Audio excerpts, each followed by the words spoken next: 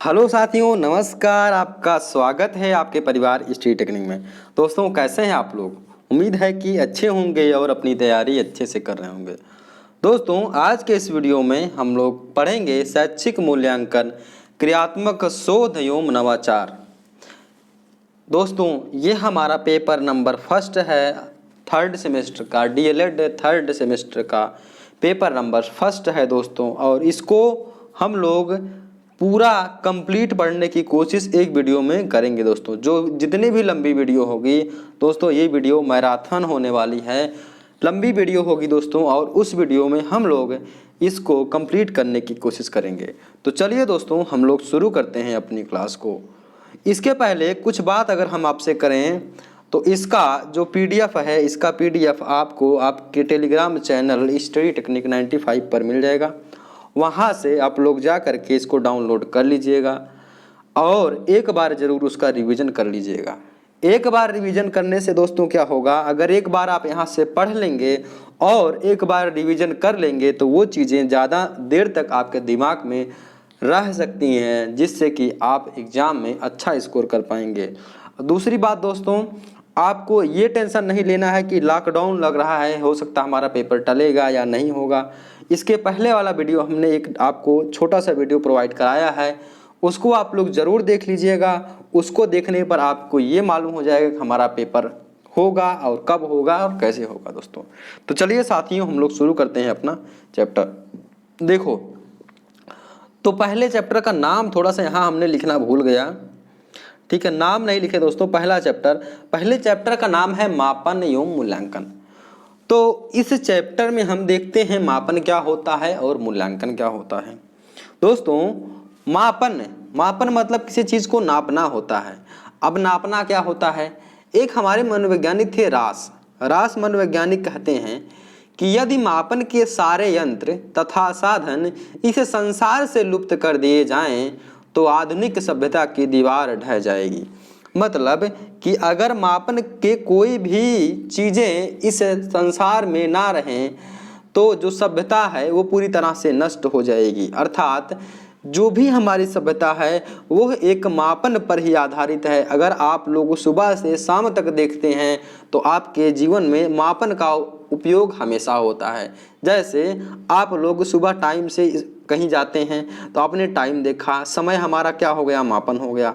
आप कोई दूरी से मान लीजिए आपने 4 किलोमीटर दूरी गए, तो 4 किलोमीटर दूरी जब आप गए तो आप भी वहाँ पर मापन का प्रयोग किए मापन का प्रयोग ने आप मापन का प्रयोग है। गाड़ी से गए, बाइक से गए, बाइक की एक स्पीड होती है, स्पीड का भी न मापन किए। तो दोस्तों, मापन का उपयोग हमारे जीवन में हर एक जगह होता है। अगर और देखें तो जब एक बच्चा जन्म लेता है तो जन्म के समय वह कितना किलो का है, कितना वजन उसका है, उसका स्वास्थ्य कैसा है और उसकी लंबाई कैसी है, ये सभी का मापन हमारा शुरू हो जाता है। इसी प्रकार से देखिए दोस्तों, हमारा क्या है, टेम्परेचर का मापन हम करते हैं, ताप मापन करते हैं। ताप को नापते हैं ना कि टेम्परेचर कितना हमारा है, नापते हैं। और देखिए, बच्चे का एडमिशन होता है क्लास में, स्कूल में एडमिशन होता है, उसका आईक्यू लेवल चेक करते हैं कितना हमारा उसका आईक्यू लेवल है। चाय बनानी हो तो चीनी का एक कितना रेशियो में डालना चाहिए, दाल में कितना नमक डालना चाहिए, सब्जी में कितने मसाले डालना चाहिए। और जो हमारे कैलकुलेटर होती हैं, घड़ियाँ होती हैं, थर्मामीटर होते हैं, ये सभी हमारे क्या होते हैं दोस्तों, मापन और मापन के यंत्र होते हैं। समझ में आ गया होगा दोस्तों मापन क्या कहते हैं। और मूल्यांकन को हम दोस्तों अगले थोड़ा सा कुछ समय बाद आपको समझेंगे कि मूल्यांकन हमारा क्या होता है। मापन समझ गए, मापन मतलब होता है किसी भी चीज़ को मापना, किसी भी चीज़ को गुण विशेषता के आधार पर मापन ही हमारा क्या कहलाता है, मापन कहलाता है। अब देखिए, थोड़ा सा हम समझते हैं दोस्तों, यहाँ पर जो लिखा है आपको उम्मीद है जितना हमने आपको बताया है ओरली मौखिक आपको समझाया है वो समझ में आ गया होगा। तो अब हम समझते हैं एजुकेशनल मेजरमेंट मतलब शैक्षिक मापन, क्योंकि हम लोग पढ़ रहे हैं शैक्षिक, तो हम लोग शैक्षिक मापन को ही ज़्यादातर ध्यान में देंगे। तो अब देखिए, किसी वस्तु या उपलब्धि का संख्यात्मक मान ही मापन कहलाता है। मतलब किसी भी उपलब्धि का मान, अभी ये नहीं समझ में आएगा, आगे देखिए थोड़ा सा बैसले के अनुसार एक परिभाषा देखिए कि मापन मूल्यांकन का वह भाग है जो प्रतिशत, मात्रा, अंकों, माध्यांक तथा मध्यमान द्वारा प्रदर्शित किया जाता है। यहाँ तक समझ गए। आगे देखिए, यहाँ देखिए कि दूसरे शब्दों में ये देखिए, ये परिभाषा आपको याद होना चाहिए, ये बहुत ही इंपॉर्टेंट परिभाषा है कि दूसरे शब्दों में मापन में यह पता लगाया जा सकता है कि कोई वस्तु गुण या विशेषता में कितनी है। मतलब कि जैसे किसी वस्तु की विशेषता ज़्यादा है तो भाई ज़्यादा अच्छी है, किसी वस्तु का वजन ज़्यादा है तो ज़्यादा है। तो मापन में गुण बस किसी वस्तु की गुण या विशेषता के बारे में पता लगाया जाता है। वस्तु ही नहीं दोस्तों, व्यक्ति भी हो सकता है। जैसे यहाँ देखिए, राम का वजन कितना है, 30 किलोग्राम। श्याम ने परीक्षा में 60% अंक पाया, 60% अंक प्राप्त किया। तो यहाँ पर 60% क्या हमारा है दोस्तों, मापन है। 30 किलोग्राम भी हमारा क्या है, मापन है। तो ये सभी मापन कहलाते हैं। तो उम्मीद है दोस्तों आपको मापन समझ में आ गया होगा। चलिए अब देखा जाए कि मापन के तत्व अथवा अंग, मतलब कि किसी भी चीज का मापन करना होगा तो उसमें कौन कौन से तत्व होने चाहिए। अगर उसके पहले थोड़ा सा हम और देख लें दोस्तों मापन के बारे में, तो दोस्तों मापन के बारे में थोड़ा सा हम देखें तो आपसे एक क्वेश्चन पूछा जाता है कि मनोविज्ञान के क्षेत्र में मनोविज्ञान की प्रथम प्रयोगशाला की स्थापना किसने और कहाँ पर किया था। तो मनोविज्ञान की प्रथम प्रयोगशाला की स्थापना 1879 में विलियम वुंट ने जर्मनी के लिपजिंग शहर में किया था। मोस्ट इम्पॉर्टेंट क्वेश्चन है, इसको रट लीजिएगा दोस्तों। दोबारा हम बताते हैं कि मनोविज्ञानशाला या मनोविज्ञान की प्रयोगशाला की स्थापना 1879 में कौन, विलियम वुंट ने जर्मनी के लिपजिंग शहर में इसकी स्थापना किया था। क्यों भैया, मनोविज्ञानशाला में मन के विज्ञान का मापन किया जाता है, मापन किया जाता है। तो ये भी आपके से इम्पोर्टेंट क्वेश्चन है, पूछा जा सकता है। तो चलिए हम लोग शुरू करते हैं अपना ये वाला टॉपिक। देखिए मापन के कौन कौन से तत्व या अंग होते हैं उसको हम देखते हैं। तो भैया मापन आपको करना होगा, किसी भी चीज़ को नापना होगा तो क्या क्या होना चाहिए, 3 चीज़ें होनी चाहिए। जिसको नापना होगा वह प्राणी, वस्तु, व्यक्ति या जिससे क्रिया से संबंधित विशेषता का मापन करना हो। मतलब वह वस्तु होना चाहिए, वह प्राणी होना चाहिए, वह क्रिया होनी चाहिए जिसकी विशेषता का मापन करना हो, पहली बात। दूसरी बात, विशेषता मापने वाले उपकरण होने चाहिए। तीसरी बात, वह व्यक्ति जो मापन करता है अर्थात मापन करता है। मतलब जैसे एक आपके पास पेन है, पेन मतलब कलम की लंबाई नापनी है तो पहले बात आपके पास कलम होनी चाहिए, पेन हो गया। पेन की लंबाई नापना है तो लंबाई नापने वाला एक उपकरण जिसको स्केल कहते हैं, पटरी, ये होना चाहिए या कुछ और होना चाहिए। तीसरी बात है कि नापने वाला व्यक्ति एक व्यक्ति होना चाहिए जो उसको नाप सके। तो 3 चीज़ें होने चाहिए मापन में दोस्तों, ध्यान रखिएगा। आपसे एग्जाम में पूछा जाएगा कि मापन के कौन कौन से अंग होते हैं, तो आप आंसर देंगे कि मापन के 3 अंग होते हैं। कौन कौन, वह व्यक्ति या वह वस्तु, प्राणी अथवा क्रिया जिसकी विशेषता का मापन करना हो। दूसरा, विशेषता मापने वाले उपकरण। तीसरा, वह व्यक्ति जो मापन करता है अर्थात मापन करता। उम्मीद है यहाँ तक समझ में आ गया होगा साथियों। चलो आगे देखते हैं मापन के प्रकार। अब देखिए ये भी इम्पोर्टेंट है, ध्यान दीजिएगा, बहुत इम्पोर्टेंट है। तो मापन हमारे 3 प्रकार के होते हैं। कौन कौन से, निरपेक्ष मापन, सामान्यीकृत मापन और इप्सेटिव मापन। एक एक करके हम समझेंगे कि निरपेक्ष मापन, सामान्य मापन, सामान्यीकृत मापन और इप्सेटिव मापन क्या क्या होता है। तो निरपेक्ष मापन देखते हैं। वह मापन क्या है दोस्तों, वह मापन जिसमें परम शून्य की स्थिति संभव होती है या एब्सोल्यूट जीरो की स्थिति संभव होती है, जिसका पैमाना धनात्मक ऋणात्मक हो, दोनों हो सकता है, उसे हम दोस्तों निरपेक्ष मापन कहते हैं। ठीक है, निरपेक्ष मापन कहते हैं। जैसे किसी स्थान का ताप देखा जाए तो ताप क्या हो सकता है, टेम्परेचर दोस्तों। जैसे इस समय देखा जाए गर्मी में टेम्परेचर बढ़ जाता है, ठंडी में टेम्परेचर माइनस में कहीं हो जाता है, कहीं पर 0 डिग्री हो जाता है। तो थर्मामीटर इसका एक बेस्ट एग्जाम्पल दोस्तों होगा, किसका, निरपेक्ष मापन का दोस्तों थर्मामीटर एक बेस्ट एग्जाम्पल होगा। देखिए आपको यहाँ पर थर्मामीटर एक दिख रहा होगा, तो इसका एग्जाम्पल क्या हो जाएगा दोस्तों, निरपेक्ष मापन का एग्जाम्पल उदाहरण आपका थर्मामीटर हो जाएगा। और निरपेक्ष मापन क्या होता है आप लोग समझ गए होंगे। चलिए आगे देखते हैं। आगे हमारा नेक्स्ट है कि सामान्यीकृत मापन क्या होता है, नॉर्मेटिव मेजर क्या होता है। अब देखिए थोड़ा सा दोस्तों इसके बारे में अगर और देख लेते हैं, एक पॉइंट आपका छूट गया है कि इस विधि से शैक्षिक मापन नहीं किया जाता है। भाई काहे नहीं किया जाता है, ये बताइए। क्या कोई व्यक्ति अगर वह परीक्षा में 0 अंक प्राप्त करता है, क्या इसको आप ऐसा कह सकते हैं कि उस व्यक्ति उस छात्र की योग्यता 0 है? नहीं कह सकते हैं।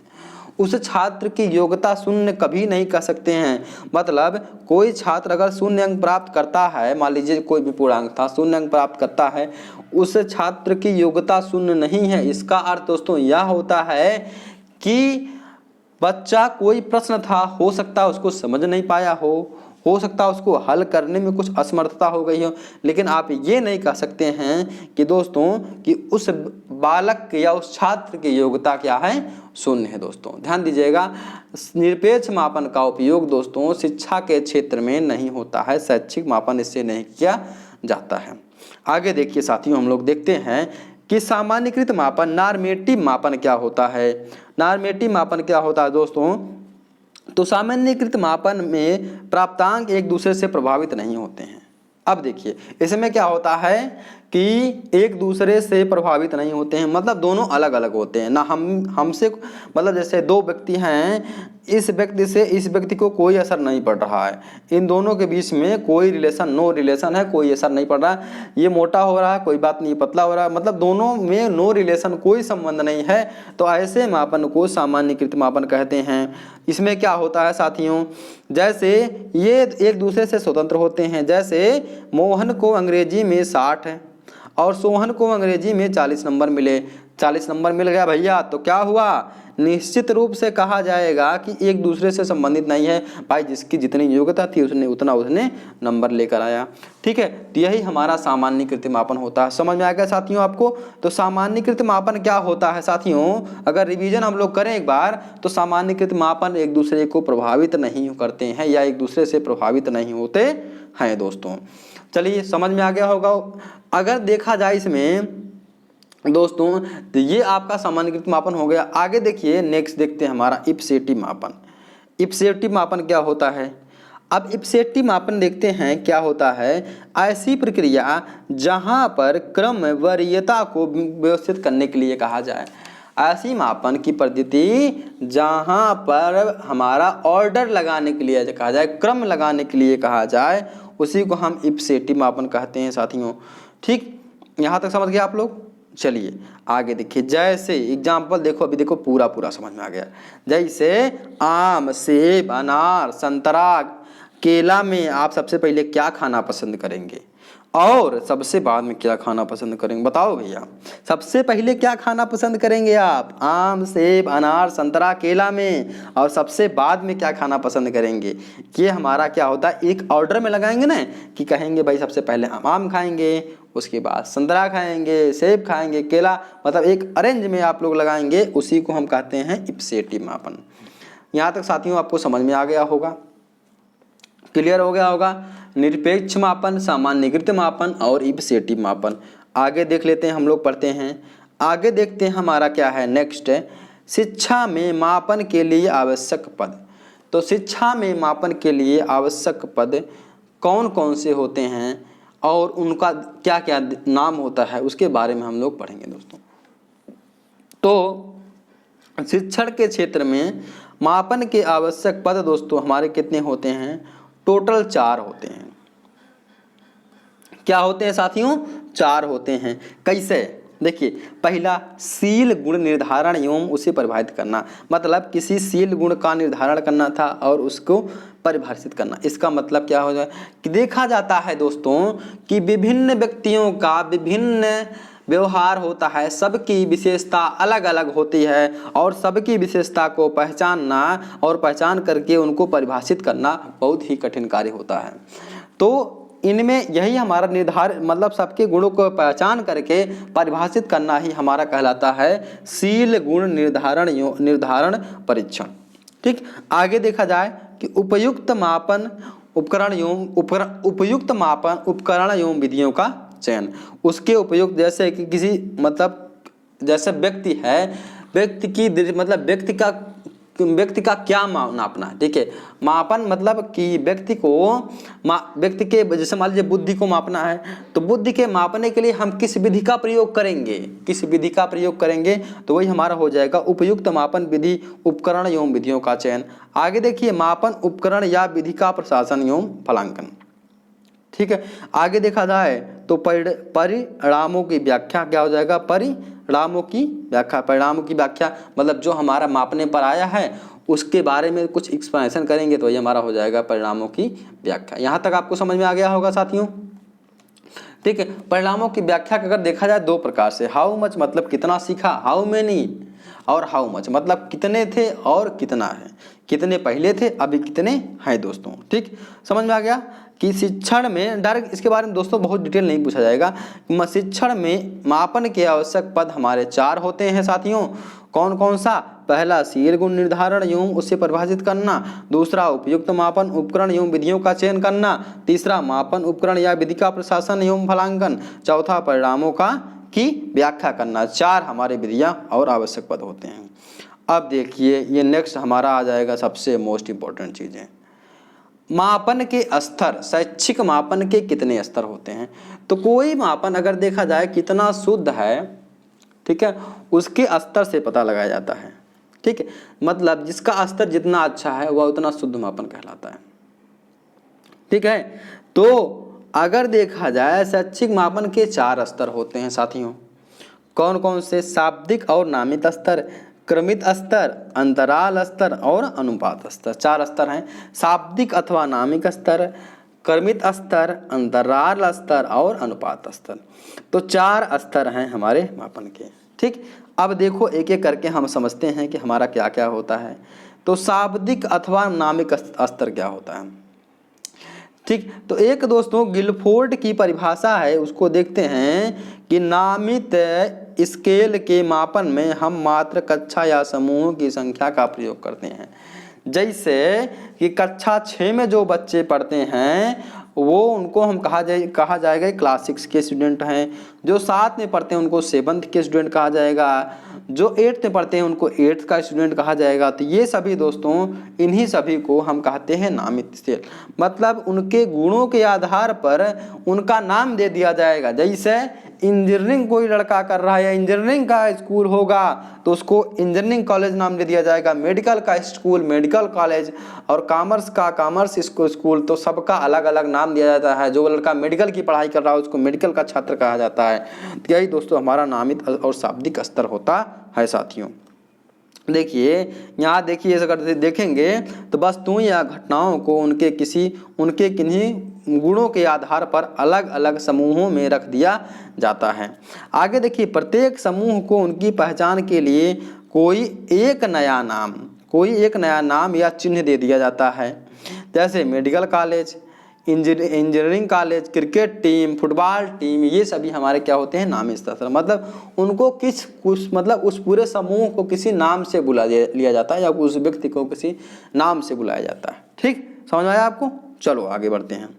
क्रमित स्तर क्या होता है।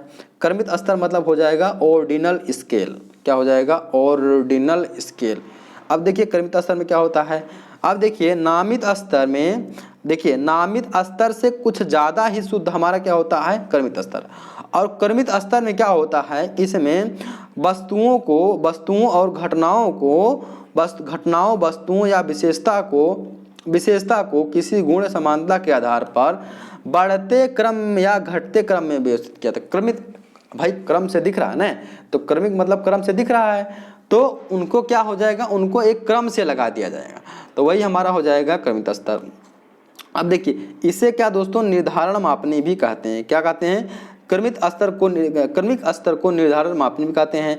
इसमें देखिए क्या होता है, जैसे प्रथम द्वितीय तृतीय हमारा क्या होता है, क्रमिक स्तर होता है। समझ में आ गया दोस्तों। ठीक है, जैसे प्रदर्शन के आधार पर खिलाड़ियों को देना, ये फर्स्ट आ गया, जैसे आप लोग गेम खेलते होंगे ना, ये दोस्तों ये फर्स्ट आ गया, ये सेकंड आ गया, ये थर्ड आ गया। बुद्धि के मतलब उनके आईक्यू लेवल के आधार पर ये श्रेष्ठ है, मध्यम है, निम्न है। तो ये सभी श्रेणी में रखना। जैसे अध्यापकों को बांटना कि ये हमारा अध्यापक प्रवक्ता है, ये अध्यापक रीडर है, ये प्रोफेसर है, ये सभी श्रेणियों में बांट देना ही हमारा कहलाता है दोस्तों क्रमिक स्तर। अंतराल स्तर क्या होता है साथियों?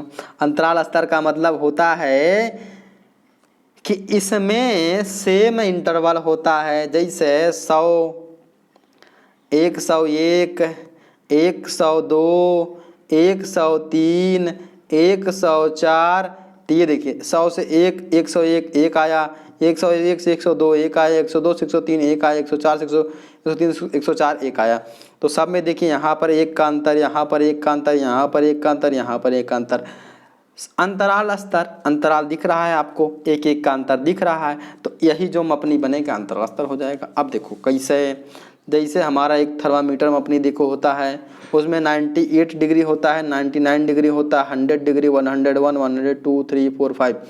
तो एक खाने के बीच में 1 डिग्री का अंतर होता है, मतलब यहाँ पर अंतराल सेम होता है, और यही जो अंतराल सेम होता है उसी को हम कहते हैं दोस्तों अंतराल स्तर। तो अंतराल स्तर जो होता है वो क्या होता है? क्रमिक मापनी से अधिक शुद्ध होता है, क्रमिक मापनी से अधिक शुद्ध होता है। और थर्मामीटर ताप मापनी की जो हमारा होता है इसका एग्जाम्पल होता है, और फ़ारेनहाइट ताप मापनी भी इसका एग्जाम्पल होता है। समझ में आया? तो अगर पूछा जाएगा कि थर्मामीटर और फ़ारेनहाइट तापमापी किसके दोस्तों किसके उदाहरण हैं, तो अंतराल स्तर के या इंटरवल स्केल के उदाहरण हैं। ठीक, अब देखिए आगे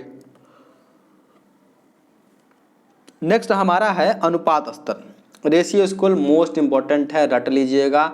यूपी टेट में तो समझ लीजिए 1 नंबर यहाँ से फिक्स है, चिपका दिया जाता है, यहाँ से उठाकर एकदम पूरा क्वेश्चन हमें उठा चिपका दिया जाता है। कौनो इससे कोई कंप्रोमाइज नहीं करता, उठा कर चिपका देता है। देखिए यहाँ पर देखिए उपरोक्त तीनों में से यह सर्वोच्चम है, सर्वोत्तम है दोस्तों, सर्वोच्च है, सबसे अच्छा है। कौन सा हमारा? कि अनुपात स्तर सबसे अच्छा है यह है। ठीक है, तीनों स्तरों में यह विद्यमान रहता है, इसमें सबसे ज़्यादा इम्पोर्टेंट क्वेश्चन पूछा जाएगा कि किस स्थिति में वास्तविक शून्य होना इसकी एक बड़ी विशेषता है। तो यह विशेषता आपका अनुपात स्तर में है, अनुपात स्तर में वास्तविक शून्य होने की एक विशेषता है। आगे देखिए, इस विधि में हम तुलना करके अधिक शुद्ध जानकारी प्राप्त कर सकते हैं, जैसे ए को 30 और बी को 60 अंक मिले, तो ये हमारा होता है। अब जैसे ए को 30 अंक मिले, बी को 60 अंक मिले, तो उनका अनुपात 1:2 हो जाएगा। और ये सभी जो है हमारा अनुपात स्तर का प्रयोग गणितीय विधि में किया जाता है साथियों। यहाँ तक आपको समझ में आ गया? चलो आगे बढ़ते हैं। आगे देखिए हमारा होता है मूल्यांकन।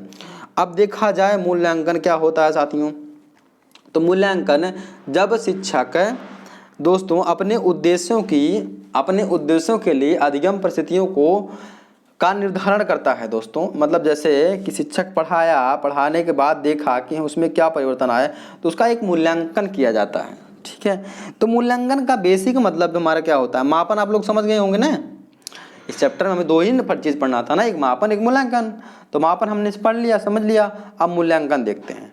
तो मूल्यांकन का मतलब होता है मूल्य प्लस अंकन, मतलब मूल्यों का अंकन। मूल्य क्या होता है? मूल्य मतलब होता है किसी भी व्यक्ति वस्तु की जो विशेषताएं होती हैं, जो योग्यता होती है, जो गुण होती है, उसी को हम मूल्य कहते हैं साथियों। तो किसी भी व्यक्ति की, किसी भी वस्तु की योग्यता या विशेषता को हम क्या कहते हैं? मूल्य कहते हैं। और उसी विशेषता को मापने की क्रिया को, आंकने की क्रिया को मूल्यांकन कहते हैं साथियों। समझ में आया? ठीक, आगे देखिए आप लोग का क्या है कि मूल्यांकन से आशय किसी वस्तु या व्यक्ति के मूल्यों को आंकने की वह प्रक्रिया है जिसमें मापित मूल्य का अवलोकन कर उसकी उपयोगिता या मूल्य का निर्धारण किया जाता है। किसका? उपयोगिता या मूल्य का निर्धारण किया जाता है। समझ में आ गया आपको? आगे देखिए, एक हमारा परिभाषा है रेमर्स एंड गेज के अनुसार क्या है कि मूल्यांकन में व्यक्ति या सामान्य या समाज दोनों की दृष्टि से जो अच्छा होता है अथवा वांछनीय होता है उसको मानकर चला जाता है। ये परिभाषा थोड़ा सा देख लीजिएगा दोस्तों, बहुत इंपॉर्टेंट नहीं है, बस देख लीजिएगा। ठीक है, तो समझ में आएगा आपको मूल्यांकन क्या होता है। मूल्यांकन मतलब आपके मूल्यों का अंकन, मूल्यों को आंकने की प्रक्रिया को हम दोस्तों क्या कहते हैं, मूल्यांकन कहते हैं। अब देखा जाए तो दोस्तों मूल्यांकन की कुछ परिभाषाएं हैं, तो परिभाषाओं को विशेष जरूरी नहीं है दोस्तों। एक परिभाषा आपका था कोठारी के अनुसार, जो इसमें नहीं मेंशन है, इस नोट्स में नहीं लिखा गया है, थोड़ा सा आप लोग उसको समझ लीजिए व सुन लीजिए कि कोठारी के अनुसार क्या कहा गया है। मूल्यांकन एक क्रमिक प्रक्रिया है। क्या है कि मूल्यांकन एक क्रमिक प्रक्रिया है, यह संपूर्ण शिक्षा प्रणाली का एक अभिन्न अंग है और यह शिक्षण लक्ष्यों से घनिष्ठ रूप से संबंधित है। इसको थोड़ा सा आप लोग याद रखिएगा, ये कोठारी आयोग की एक परिभाषा है। चलिए साथियों हम लोग आगे बढ़ते हैं। मूल्यांकन की नवीन अवधारणा या शैक्षिक मूल्यांकन की प्रक्रिया। अब देखिए शैक्षिक मूल्यांकन की प्रक्रिया और उसका कॉन्सेप्ट्स क्या क्या होते हैं, तो देखते हैं भैया क्या होते हैं। तो एक जॉन डीवी आए, ठीक है, क्या थे कि शैक्षिक मूल्यांकन अगर देखा जाए, ठीक है, तो अब इसकी प्रक्रिया कौन कौन सी है। तो प्रक्रिया के में अगर देखा जाए तो एक जॉन डीवी नामक मनोवैज्ञानिक थे, वो आए, वे कहे कि शैक्षिक मूल्यांकन एक त्रिमुखी प्रक्रिया है। त्रिमुखी प्रक्रिया आपको दिख रहा होगा ना, यहाँ पर देखिए, एक ऐसे ऐसे ऐसे त्रिमुखी प्रक्रिया। तो शैक्षिक मूल्यांकन क्या है, एक त्रिमुखी प्रक्रिया है, जिसमें त्रिमुखी प्रक्रिया दोस्तों आगे देखिए, जिस शैक्षिक मूल्यांकन एक त्रिमुखी प्रक्रिया है और नवीन धारणा के अनुसार इस प्रक्रिया में दोस्तों 3 महत्वपूर्ण बिंदु हैं। कौन कौन सा, एक हमारा शिक्षण उद्देश्य, दूसरा हमारा अधिगम अनुभव, तीसरा मूल्यांकन के उपकरण या व्यवहार परिवर्तन। ये हमारे 3 उपकरण बनाए, 3 हमारे महत्वपूर्ण बिंदु बताए गए। समझ में आया आपको। अब देखिए जॉन डी और क्या कहते हैं कि उपरोक्त तीनों अंग, ये 3 जो अंग आपको दिख रहे हैं त्रिभुज में, तीनों अंग परस्पर एक दूसरे से घनिष्ठ संबंध रखते हैं।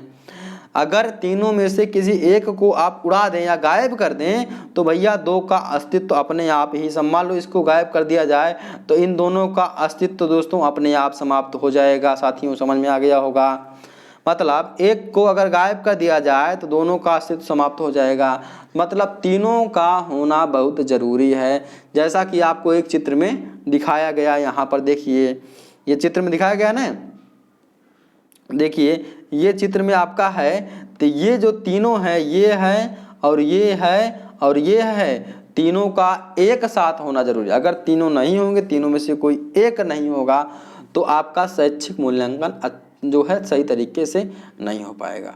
तो समझ में आया दोस्तों। अब देखिए इसमें प्रश्न ये उठता है कि शैक्षिक उद्देश्य, अधिगम अनुभव व व्यवहार परिवर्तन से क्या तात्पर्य है। हम इनको कैसे समझेंगे, क्या होते हैं। मतलब 3 आपको दिख रहा है ना, ये 3 को दिख रहा है, ये इसका मतलब हुआ क्या होता है, इसका मतलब हुआ क्या होता है, इसका मतलब हुआ क्या होता है, बताइए। इसका मतलब हमको समझते हैं, इसका मतलब क्या होता है इसको समझते हैं, और इसको जानना भी जरूरी है भाई, क्या होता है शैक्षिक उद्देश्य।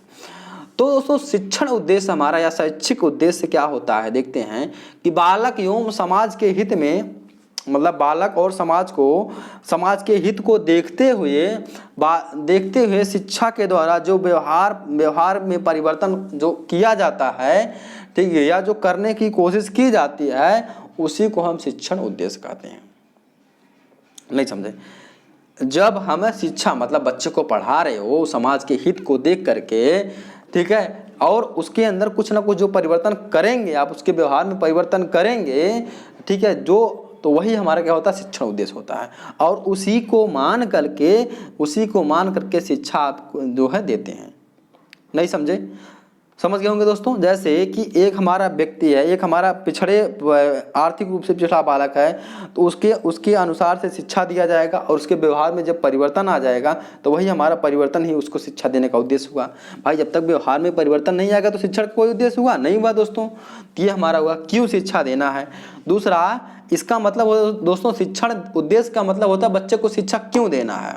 अगर आप क्यों देना है इसका मतलब समझ गए तो कैसे देना है, तब आपके दिमाग में ये आता है, ठीक है। तो इन शिक्षण उद्देश्यों के अनुकूल में दोस्तों अब देखिए, अब भाई आपने सोचा क्यों देना है, अब कैसे देना है, जब शिक्षा कैसे देना है उसके बारे में जब आया तो आपको वैसा माहौल बनाना पड़ेगा, वैसा वातावरण बनाना पड़ेगा जो बालक के सीखने में सहायता प्रदान करेगा और बालक के ये जो है बालक के अनुभव में ज्ञानात्मक, भावात्मक और क्रियात्मक तीनों पक्षों को विकास करना बहुत ही जरूरी होता है दोस्तों। ठीक है, तो पहले आप उसको क्यों शिक्षा देना है, अगर क्यों देना का आंसर मिल गया तो कैसे देना है। अब कैसे देने के लिए वैसा वातावरण बनाना पड़ेगा कि बच्चा आराम से सीख सके। अब आपने व्यवहार परिवर्तन उसको शिक्षा दे दी, अब कितना उसके अंदर जो परिवर्तन आया, उसके अंदर क्या व्यवहार परिवर्तन शिक्षा दिया, उसके अंदर कुछ परिवर्तन आया कि नहीं आया, उसको जानने के लिए दोस्तों हम उसका मूल्यांकन करते हैं। तो ये हमारे 3 पहलू होते हैं दोस्तों जॉन डेवी के अनुसार। एक हमारे और भाई साहब आ गए मनोवैज्ञानिक दोस्तों, इनका नाम क्या है, डॉक्टर पटेल के अनुसार। तो डॉक्टर पटेल के अनुसार क्या है दोस्तों, देखा जाए तो सन 1978 में 1978 लिख लो भाई, इसको पढ़ लो थोड़ा सा। 1978 में डॉक्टर पटेल जो हो दोस्तों ये भी दिए, लेकिन ये प्रत्येक पहलू के 3 स्तर पर निर्भर होने के लिए नहीं बताए दोस्तों। ये बोले कि प्रत्येक, ये बोले इसके 4 पहलू होते हैं, जैसा कि चित्र में देख ही रहे हैं। ये एक नया ले लिए, नया कौन सा ले आए, नया ले आए पाठ्यक्रम, जो कि होना भी चाहिए भाई, पाठ्यक्रम नहीं रहेगा तो पढ़ाओगे कहाँ। तो इनके में क्या आ गया, एक नया हमारा आ गया पाठ्यक्रम। इनके में क्या आ गया दोस्तों, पाठ्यक्रम हमारा आ गया। देखिए इनके में आ गया नया पाठ्यक्रम आ गया। दूसरा हो गया साथियों शैक्षिक उद्देश्य, मूल्यांकन की पद्धतियाँ, अधिगम क्रियाएं। तो सबसे पहले क्या क्या होता है, सबसे पहले आपका क्या होगा, पाठ्यक्रम होगा, नहीं सबसे पहले शैक्षिक उद्देश्य होगा। ठीक है, फिर अधिगम होगा, अधिगम क्रियाएं, फिर पाठ्यक्रम, फिर मूल्यांकन पद्धतियाँ। ठीक है, ये हमारे चारों देख लीजिए, तो चारों एक दूसरे से संबंधित हैं और बिना 4 के दोस्तों ये जो है संभव नहीं है। समझ में आया। चलिए आगे बढ़ते हैं, हमारा नेक्स्ट टॉपिक देखते हैं क्या है। देखिए मूल्यांकन की शिक्षा में आवश्यकता एवं महत्व। तो मूल्यांकन की आवश्यकता क्यों पड़ी भैया, क्यों मूल्यांकन की जरूरत था, इतना माथापच्ची करने की क्या आवश्यकता रही होगी जिससे इसको लाया गया। अरे लाने के पीछे कोई रीजन तो रहा होगा ना। तो उस रीजन को हम देखते हैं साथियों, उस रीजन को हम देखते हैं और समझते हैं। सीखने में प्रेरणा, कोई बच्चा है उसको सीखने का मन नहीं कर रहा है, ठीक है, तो उसको मूल्यांकन मतलब उसको आप समझेंगे, देखेंगे, उसके व्यक्तित्व के बारे में, सब कुछ के बारे में जानेंगे, समझेंगे और उसके हिसाब से आप उसको मोटिवेट करेंगे, जिससे वो बच्चा और व्यक्ति क्या होगा दोस्तों, सीखने लगेगा। पाठ्यक्रम में परिवर्तन, अब अगर आप मूल्यांकन कर चुके हैं बच्चों को और आपको लग रहा है इनके अंदर इसकी क्षमता नहीं, इस पाठ्यक्रम को समझने भर की क्षमता नहीं, तो आप पाठ्यक्रम को परिवर्तित कर सकते हैं। शिक्षण में उन्नति, शिक्षण मतलब पढ़ाने के तरीकों में कुछ परिवर्तन ला सकते हैं, उनको कुछ निर्देश दे सकते हैं, परामर्श दे सकते हैं जो उनके विकास में सहायता कर सकते हैं। परीक्षा प्रणाली में सुधार ला सकते हैं, मतलब मान लीजिए बच्चा लिख नहीं पा रहा, लिखने में असक्षम है, तो मूल्यांकन के द्वारा आप समझ गए एक बच्चा लिख नहीं सकता है, अब उसको कुछ ऑब्जेक्टिव क्वेश्चन दे दिए और विद्यालय के शासन में या विद्यालय में सुधार किया जाता है। तो ये सभी हमारा मूल्यांकन में की शिक्षा में आवश्यकता और उसका महत्व होता है साथियों। कौन सा, सीखने की प्रेरणा, पाठ्यक्रम में परिवर्तन, शिक्षण में उन्नति, निर्देशन एवं परामर्श में सहायक, परीक्षा प्रणाली में सुधार, विद्यालय में सुधार, ये हमारा होता क्या, मूल्यांकन की शिक्षा में आवश्यकता एवं महत्व होता है साथियों। आगे देखिए हमारा क्या होता है कि मूल्यांकन के उद्देश्य और कार्य, मूल्यांकन के उद्देश्य क्या होते हैं और इसके कार्य क्या क्या होते हैं।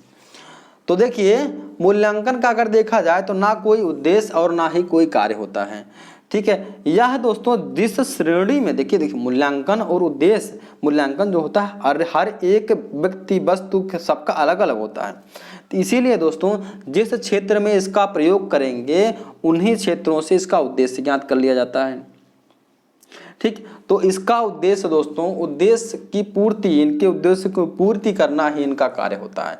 जो भैया आप मूल्यांकन क्यों करेंगे, कोई भी चीज़ में कमी है उसका मूल्यांकन किए आप उसको सुधारने की कोशिश करेंगे, तो इनके उद्देश्य की पूर्ति करना ही इनका कार्य होता है दोस्तों। तो शिक्षा के क्षेत्र में मापन एवं मूल्यांकन के उद्देश्य क्या होते हैं दोस्तों, ये देखा जाए कि शिक्षा के क्षेत्र में मापन एवं मूल्यांकन के उद्देश्य निम्न होते हैं। देखिए क्या क्या होता है। सबसे पहले क्या हो जाएगा आपका, चयन एवं प्रक्रिया वर्गीकरण में सहायक। तो सबसे पहले विश्व में अगर देखा जाए कोई भी व्यक्ति होगा, कोई दो व्यक्ति होंगे, अगर जुड़वा भाई बहन होंगे भाई ने, तब भी नहीं समान होंगे, तो भी नहीं सेम शक्ल के नहीं होंगे, कुछ ना कुछ डिफरेंस होगा। अब कुछ ना कुछ डिफरेंस होगा तो उनके गुण भी अलग होंगे, मतलब अगर उनका शक्ल सेम होगा तो उनके गुण भी अलग अलग होंगे। तो सबसे पहले क्या इसमें कहता है, पहले वाले में वो चयन एवं वर्गीकरण में सहायक, मतलब उनको उनके मापन किया जाएगा, मूल्यांकन किया जाएगा, उसके आधार पर उनको बांट दिया जाएगा कि कौन से व्यक्ति उच्च बुद्धिलब्धि के हैं, कौन से कम बुद्धिलब्धि के हैं, मतलब एक उनका वर्गीकरण, एक मोटा उनका वर्गीकरण कर लिया जाएगा साथियों, पहला कंडीशन। दूसरा पूर्व कथन, भाई मूल्यांकन आप किए रहोगे तो ये बताओ कि मूल्यांकन करने के बाद आप बता सकते हो ना कि लड़का क्लास, जैसे मान लीजिए कोई बच्चा है वो कक्षा 3 में पढ़ रहा है, आपने मूल्यांकन कर लिया, मूल्यांकन करने के बाद आप उसको बताएं, मतलब प्रिडिक्ट कर लेंगे पहले से कि ये क्लास 3 पास कर पाएगा या इसको ये सब्जेक्ट नहीं आता या इसको ये सब्जेक्ट आता है, मतलब आप उसके भविष्य के बारे में अनुमान लगा सकते हैं। दूसरी बात है दूसरे बच्चों से तुलना, भाई जानते हैं तो तुलना कर सकते, दो बच्चों के बारे में आप जानते हैं तो दोनों बच्चों के बारे में बताएंगे, ये बच्चा पढ़ने में ठीक है, ये बच्चा पढ़ने में उतना ठीक नहीं है, दोनों के बारे में तुलना कर सकते हैं। ठीक है। दूसरी बात है कि अगर दो स्कूल का कंपेयर करना, मान लो दो स्कूल का देखना, प्राइमरी दो स्कूल का देखना है, तो जहाँ की बच्चे आपके पढ़ने में तेज हैं वो प्राइमरी स्कूल अच्छा है, जहाँ के बच्चे तेज नहीं है वहाँ पर स्कूल अच्छा नहीं है। तो ये हमारा इससे होता है, तुलना किया जाता है। और देखिए परामर्श एवं निर्देश देने में सहायता है, परामर्श एवं निर्देशन में सहायता है, गाउंड मतलब किसी को परामर्श दे सकते हैं, निर्देश दे सकते हैं उसके आधार पर। आगे देखिए निदान, कोई भी समस्या हो जाएगी उसको निदान करने में सहायक है। अन्वेषण एवं शोध में सहायक है, अन्वेषण मतलब रिसर्च करने में सहायक है दोस्तों। संशोधन मॉडिफिकेशन करने में सहायक है। नेक्स्ट हमारा हो जाएगा अभिभावकों, प्रबंधकों एवं प्रशासकों को छात्र की उपलब्धि के विषय में जानने के लिए ये हमारा महत्व, इसका महत्व है, ये आवश्यक है दोस्तों। ये सभी होता है मूल्यांकन की शिक्षा में आवश्यकता और महत्व होता है। ठीक है दोस्तों, समझ में आ गया होगा। बस इसको एक बार पढ़ लीजिएगा अच्छे से, एक बार दो बार नहीं समझ में आएगा तो पढ़ लीजिए, आपको समझ में आ जाएगा दोस्तों। थोड़ा सा ये सब्जेक्ट है कि ऐसा थोड़ा समझ में कम आता है, थोड़ा सा लेंदी है तो कम समझ आता है, थोड़ा सा समझने की कोशिश करेंगे तो आपको समझ में आ जाएगा साथियों। अब देखिए हमारा मूल्यांकन के क्षेत्र, ठीक है साथियों। तो मूल्यांकन के क्षेत्र देखा जाए तो मूल्यांकन के क्षेत्र कौन कौन से होते हैं दोस्तों, तो देखा जाए पहला होता है ज्ञान। क्या होता है साथियों, पहला होता है ज्ञान, दूसरा होता है कुशलताएं, तीसरा होता है हमारा रुचियां, चौथा होता है अवबोध या बोध, पांचवा होता है सूचना, छठा होता है हमारा बुद्धि। तो मूल्यांकन के क्षेत्र में क्या क्या होते हैं, 5-6 चीज़ें आती हैं। ठीक, 6 चीज़ें आती हैं। तो अब देखा जाए दोस्तों कि इन 6 के बारे में क्या होता है। ठीक है, तो ज्ञान के बारे में देखा जाएगा। ये बताइए आप मूल्यांकन कर रहे हैं, आप अपने स्कूल में गए, स्कूल में बच्चे का मूल्यांकन कर रहे हैं, तो बच्चे के पास कितना ज्ञान है। जब ज्ञान के बारे में जानकारी रखेंगे तो आपका क्या हो जाएगा, ज्ञान वाला मूल्यांकन हो जाएगा। ठीक, कितना ज्ञान अर्जित किया, ज्ञान मूल्यांकन हो जाएगा। कितनी उसके पास स्किल आ गई हैं, उसका मापन करेंगे, स्किल वाला हो जाएगा। उसका इंटरेस्ट किस में है, कौन सा काम करने में उसको मज़ा आ रहा है, तो हमारा क्या हो जाएगा, इंटरेस्ट हो जाएगा। बोध या अवबोध, ठीक है, कंपेरिजन कर सकते हैं दो व्यक्तियों के बारे में।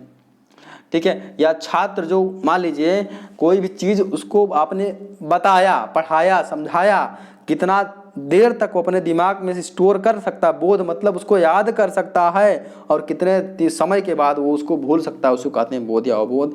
और सूचना हमारा होता है इन्फॉर्मेशन। ठीक है, इन्फॉर्मेशन मतलब कि छात्र को कितनी सूचनाओं का संकलन किया है। और बुद्धि देखा जाए तो उसकी बुद्धि कैसी है दोस्तों। और अगर देखा जाए दोस्तों कि शारीरिक स्वास्थ्य थोड़ा सा होता है, ये भी जरूरी होता है। शारीरिक स्वास्थ्य का मापन दोस्तों मूल्यांकन के ही अंतर्गत आता है। ठीक। तो इसमें दोस्तों शारीरिक स्वास्थ्य भी एक महत्वपूर्ण पहलू है, उसका भी ध्यान देना जरूरी है साथियों। चलिए, उम्मीद है आपको समझ में आ गया होगा दोस्तों। तो ये आपका फर्स्ट चैप्टर था, यहाँ तक कंप्लीट हो गया। अब हम लोग शुरू करेंगे सेकंड चैप्टर। क्या हमारा है? मूल्यांकन की आवश्यकता एवं महत्व।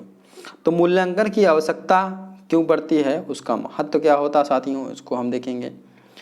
तो मापन और मूल्यांकन दोस्तों दोनों शिक्षा प्रक्रिया में बहुत ही महत्वपूर्ण रोल अदा करते हैं या बहुत ही महत्वपूर्ण भूमिका निभाते हैं। ठीक है। तो शिक्षक सभी व्यक्तियों का निरंतर मूल्यांकन करता है, निरंतर उनका मापन करता है, ठीक है, और उसके अनुसार उनका परिवर्तन करता है। तो मूल्यांकन की आवश्यकता क्यों पड़ी साथियों, आप यहाँ से अगर देखेंगे तो आपको समझ में आ जाएगा। पहला देखिए, छात्रों को अपनी अच्छाई व कमियों का ज्ञान हो जाता है। मूल्यांकन निकालने के बाद बच्चों को बताया जाता है ये कमी है, ये आप उसको सुधार कर सकते हैं। छात्र को यह ज्ञात हो जाता है कि उसकी योग्यता में कैसा सुधार हो रहा है। आगे देखिए, छात्र में समय तत्परता के गुण का विकास होता है। नेक्स्ट देखिए, छात्र को अपनी प्रगति की जानकारी होती है। छात्र में स्पर्धा की भावना का उदय होता है और मूल्यांकन के आधार पर छात्र पुरस्कार पा जाता है। आत्मविश्वास बढ़ जाता है। प्रत्येक छात्र के विषय में जानकारी होती है। विकास एवं परिवर्तन की जानकारी होती है और मूल्यांकन को प्रोत्साहन मिलता है। तो ये सभी हमारे क्या होते हैं, ये सभी दोस्तों मूल्यांकन की शैक्षिक आवश्यकता होती है साथियों। उम्मीद है आपको समझ में आ गया होगा। बस इसको दोस्तों एक बार आप लोग रिवीजन करेंगे तो अच्छे से समझ में आ जाएगा। हाँ, नेक्स्ट हमारा देखिए 2 चीज़ें और बची हैं, ध्यान दीजिएगा कि शिक्षक के लिए मूल्यांकन की क्या क्या आवश्यकता होती है और अभिभावक के लिए मूल्यांकन की क्या क्या आवश्यकता होती है। तो इसको दोस्तों आप लोग समझ लीजिएगा, मतलब ये आप लोग समझ गए होंगे कि शिक्षक के लिए, अगर शिक्षक के लिए देखा जाएगा तो भैया शिक्षक के लिए मूल्यांकन की आवश्यकता क्या होगी कि शिक्षक देखेगा कि हम पढ़ा रहे हैं, हमारा बच्चा है, हमारा छात्र है, वो पढ़ने में कहाँ पर समझ नहीं पा रहा, किसी बात को सीख क्यों नहीं पा रहा है, परीक्षा में अच्छा परफॉर्मेंस नहीं कर रहा, किसी बात को नहीं समझ पा रहा है। तो उसके अनुसार से वे उसके करिकुलम पाठ्यक्रम में परिवर्तन लाएंगे, उसके शिक्षण विधियों में परिवर्तन लाएंगे, छात्रों को सीखने का, छात्र को हेल्प करने का अवसर प्रदान करेंगे। तो ये हमारा शिक्षक के लिए मूल्यांकन हो जाएगा जरूरी। और उसी प्रकार से आपका अभिभावक के लिए देखा जाएगा दोस्तों। तो अभिभावक का क्या हो जाएगा कि अभिभावक के बारे में ज़्यादातर अभिभावक को क्या रहता है, पता ही नहीं रहता उनका लड़का करता क्या है। तो अगर मूल्यांकन अभिभावक अपने बच्चे का करेगा तो सबसे पहले देखेगा भाई हमारे बच्चे को कितना पढ़ने आ रहा है, कितना नहीं आ रहा है। दूसरी बात है कि जानेगा उसकी योग्यता, उसका इंटरेस्ट किस में आ रहा है, उसमें किस गुणों का विकास हो रहा है, कौन से अवगुण आ रहे हैं, उनमें कमियां कौन सी आ रही हैं, उन कमियों को जान करके उस कमियों को दूर करने का प्रयास करेगा साथियों। और दोस्तों उनके अनुसार, जैसे अगर उसको पता है कि हमारा लड़का कॉमर्स पढ़ रहा है या हमारा लड़का साइंस पढ़ रहा है या हमारा लड़का जो भी पढ़ रहा है इतना अच्छा परफॉर्मेंस कर ले रहा है, उसके अनुसार, उसकी योग्यता के अनुसार दोस्तों ये बताएंगे कि तुम ये काम करो, तुम इसमें सक्षम हो जाओगे अच्छे से। तो ये कार्य दोस्तों किसके द्वारा किया जाता है, अभिभावक के द्वारा। अभिभावक का मूल्यांकन की आवश्यकता होती है।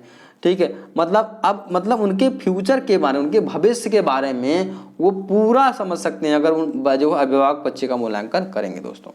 ठीक है, चलिए आगे बढ़ते हैं। सामाजिक दृष्टिकोण से मूल्यांकन की आवश्यकता। तो सामाजिक दृष्टिकोण से मूल्यांकन की आवश्यकता क्या क्या होती है देखते हैं। तो समाज को प्रचलित शिक्षा के स्तर का ज्ञान होता है। ठीक है, क्या होता है दोस्तों, समाज को प्रचलित शिक्षा के स्तर का ज्ञान होता है, शिक्षा के स्तर को उठाने का प्रयास किया जाता है। आगे देखिए, देश या समाज की प्रगति का ज्ञान होता है, शिक्षा के स्वरूप या उद्देश्यों एवं पाठ्यक्रमों का में समाज का प्रभाव पड़ता है। तो यह हमारा होता है सामाजिक दृष्टिकोण से मूल्यांकन की अवधारणा होती है दोस्तों। ठीक है, ये हमारी होती है सामाजिक दृष्टिकोण से मूल्यांकन की अवधारणा। नेक्स्ट हम देखते हैं मूल्यांकन के उद्देश्य या प्रयोजन। तो मूल्यांकन के कौन कौन से उद्देश्य होते हैं, कौन कौन से प्रयोजन होते हैं साथियों, इसमें हम इसको समझेंगे। क्या दोस्तों, हम इसको समझेंगे। तो दोस्तों अगर मूल्यांकन के बारे में देखा जाए तो मूल्यांकन का मुख्य उद्देश्य या प्रयोजन, एक हमारे मनोवैज्ञानिक थे जेम्स ली, उनके अनुसार क्या है दोस्तों कि विद्यालय कक्ष एवं स्वयं छात्रों द्वारा निर्धारित किए गए शैक्षिक लक्ष्यों की प्राप्ति में छात्र की प्रगति ही जांच ही मूल्यांकन है। क्या है कि विद्यालय कक्षा एवं स्वयं छात्रों द्वारा निर्धारित किए गए शैक्षिक लक्ष्यों की प्राप्ति में छात्र की प्रगति जांच ही मूल्यांकन है। यहाँ तक समझ में आ गया आपको? चलिए आगे बढ़ते हैं। आगे देखिए नेक्स्ट हमारा क्या है कि हमारा इसमें देखा जाए कि मूल्यांकन का उद्देश्य क्या है, एम क्या है। तो पाठ्यक्रम में भैया बच्चों को समझ में नहीं आएगा तो भैया पढ़ाने से क्या फ़ायदा। ये बताओ कि आप पढ़ा रहे हो, आप टीचर हो, आपकी पढ़ा, लेकिन बच्चे को समझ में नहीं आ रहा है तो पढ़ाने का कोई फ़ायदा हुआ? नहीं हुआ। तो आप पढ़ाने का फ़ायदा नहीं हुआ, उसका लेवल थोड़ा डाउन करेंगे, मतलब पाठ्यक्रम में कुछ परिवर्तन लाएंगे, उसके अनुसार पढ़ाएंगे, अब पढ़ाएंगे तो समझ में आएगा। आगे देखिए, आगे हमारा क्या है कि शिक्षण विधियों एवं पाठ्य पुस्तकों की जांच करना। ठीक, जो शिक्षण विधि था या जो पाठ्य पुस्तक थी उसको जांच करना उसके अनुसार, और बच्चों को पढ़ाना समझाना, तो वही हमारा हो जाएगा शिक्षण विधियों एवं पाठ्य पुस्तकों की जांच करना। नेक्स्ट देखा जाए शिक्षण की उपयोगिता क्या है दोस्तों? शिक्षण की उपयोगिता छात्रों के अनुकूल होनी चाहिए। ये नहीं कि आप ऐसा पढ़ा दो कि कुछ बच्चों को हवा न लगे, उड़ जाए, और जो है भाई अगर उनके अनुकूल नहीं रहेगा समझ नहीं पाएंगे। आगे देखिए शिक्षक को अपने विषय का ज्ञान प्रदान करने में सहायक होना चाहिए। ठीक है, आगे नेक्स्ट हमारा क्या है, कठिनाइयों को जानने, मतलब शिक्षक के सामने कौन सी, बच्चे के सामने या छात्र के सामने कौन सी कठिनाई आ रही है उसके बारे में दोस्तों जान करके उसको हल करने का दोस्तों क्या करना चाहिए, उपाय करना चाहिए। तो दोस्तों यहाँ तक समझ में आ गया होगा आपको। अब थोड़ा सा हम समझते हैं मापन और मूल्यांकन में क्या अंतर होता है। इसको अगर हम नहीं बताएंगे तो भी आप कर ले जाएंगे दोस्तों। अब हम समझा चुके हैं मापन क्या होता है, मूल्यांकन क्या होता है, आप लोग कर लोगे ना। चलो लेकिन एक बार हम लोग देख ही लेते हैं, अब आ गए हैं तो कर ही लेते हैं। देखिए मापन और मूल्यांकन, मापन मीन्स होता है मेजरमेंट और मूल्यांकन मीन्स होता है क्या आपका इवैल्यूएशन। ठीक है, तो मापन का क्षेत्र संकुचित होता है, छोटा सा होता है। मूल्यांकन का क्षेत्र क्या होता है हमारा, व्यापक होता है। मूल्यांकन का क्षेत्र व्यापक होता है। दूसरा देखिए मापन किसी भी छात्र के संबंध में स्पष्ट धारणा व्यक्त नहीं करता, लेकिन इसमें स्पष्ट धारणा बनाई जा सकती है। आगे देखिए मापन कार्य साक्ष्यों का एक एकत्रीकरण है, साक्ष्यों के आधार पर निष्कर्ष निकालना है। जैसे कि कई चीज़ों का मापन किए, उसके आधार पर आप मूल्यांकन कर दिए हाँ बच्चा कैसा कर सकता है।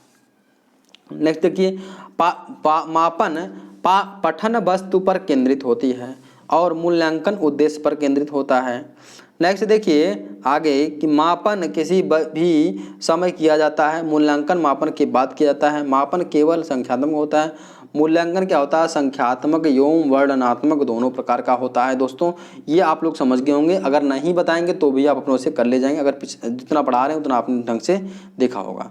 तो चलिए साथियों हम लोग देखते हैं। हाँ एक चीज़ और देख लो, मूल्यांकन एवं परीक्षण में क्या अंतर होता है।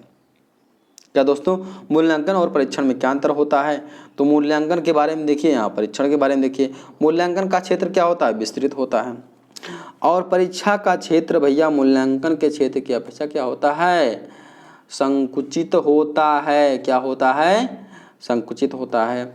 आगे देखिए हमारा है अधिक विश्वसनीय एवं वैध होता है मूल्यांकन, ये कम विश्वसनीय होता है। सतत प्रक्रिया है जो निरंतर चलती रहती है, निश्चित समय पर आयोजित की जाती है, जैसे वार्षिक, अर्धवार्षिक, मासिक। संपूर्ण व्यक्तित्व का मापन किया जाता है, शैक्षिक योग्यताओं का मापन दोस्तों किया जाता है परीक्षा में। तो समझ में आ गया होगा आपको।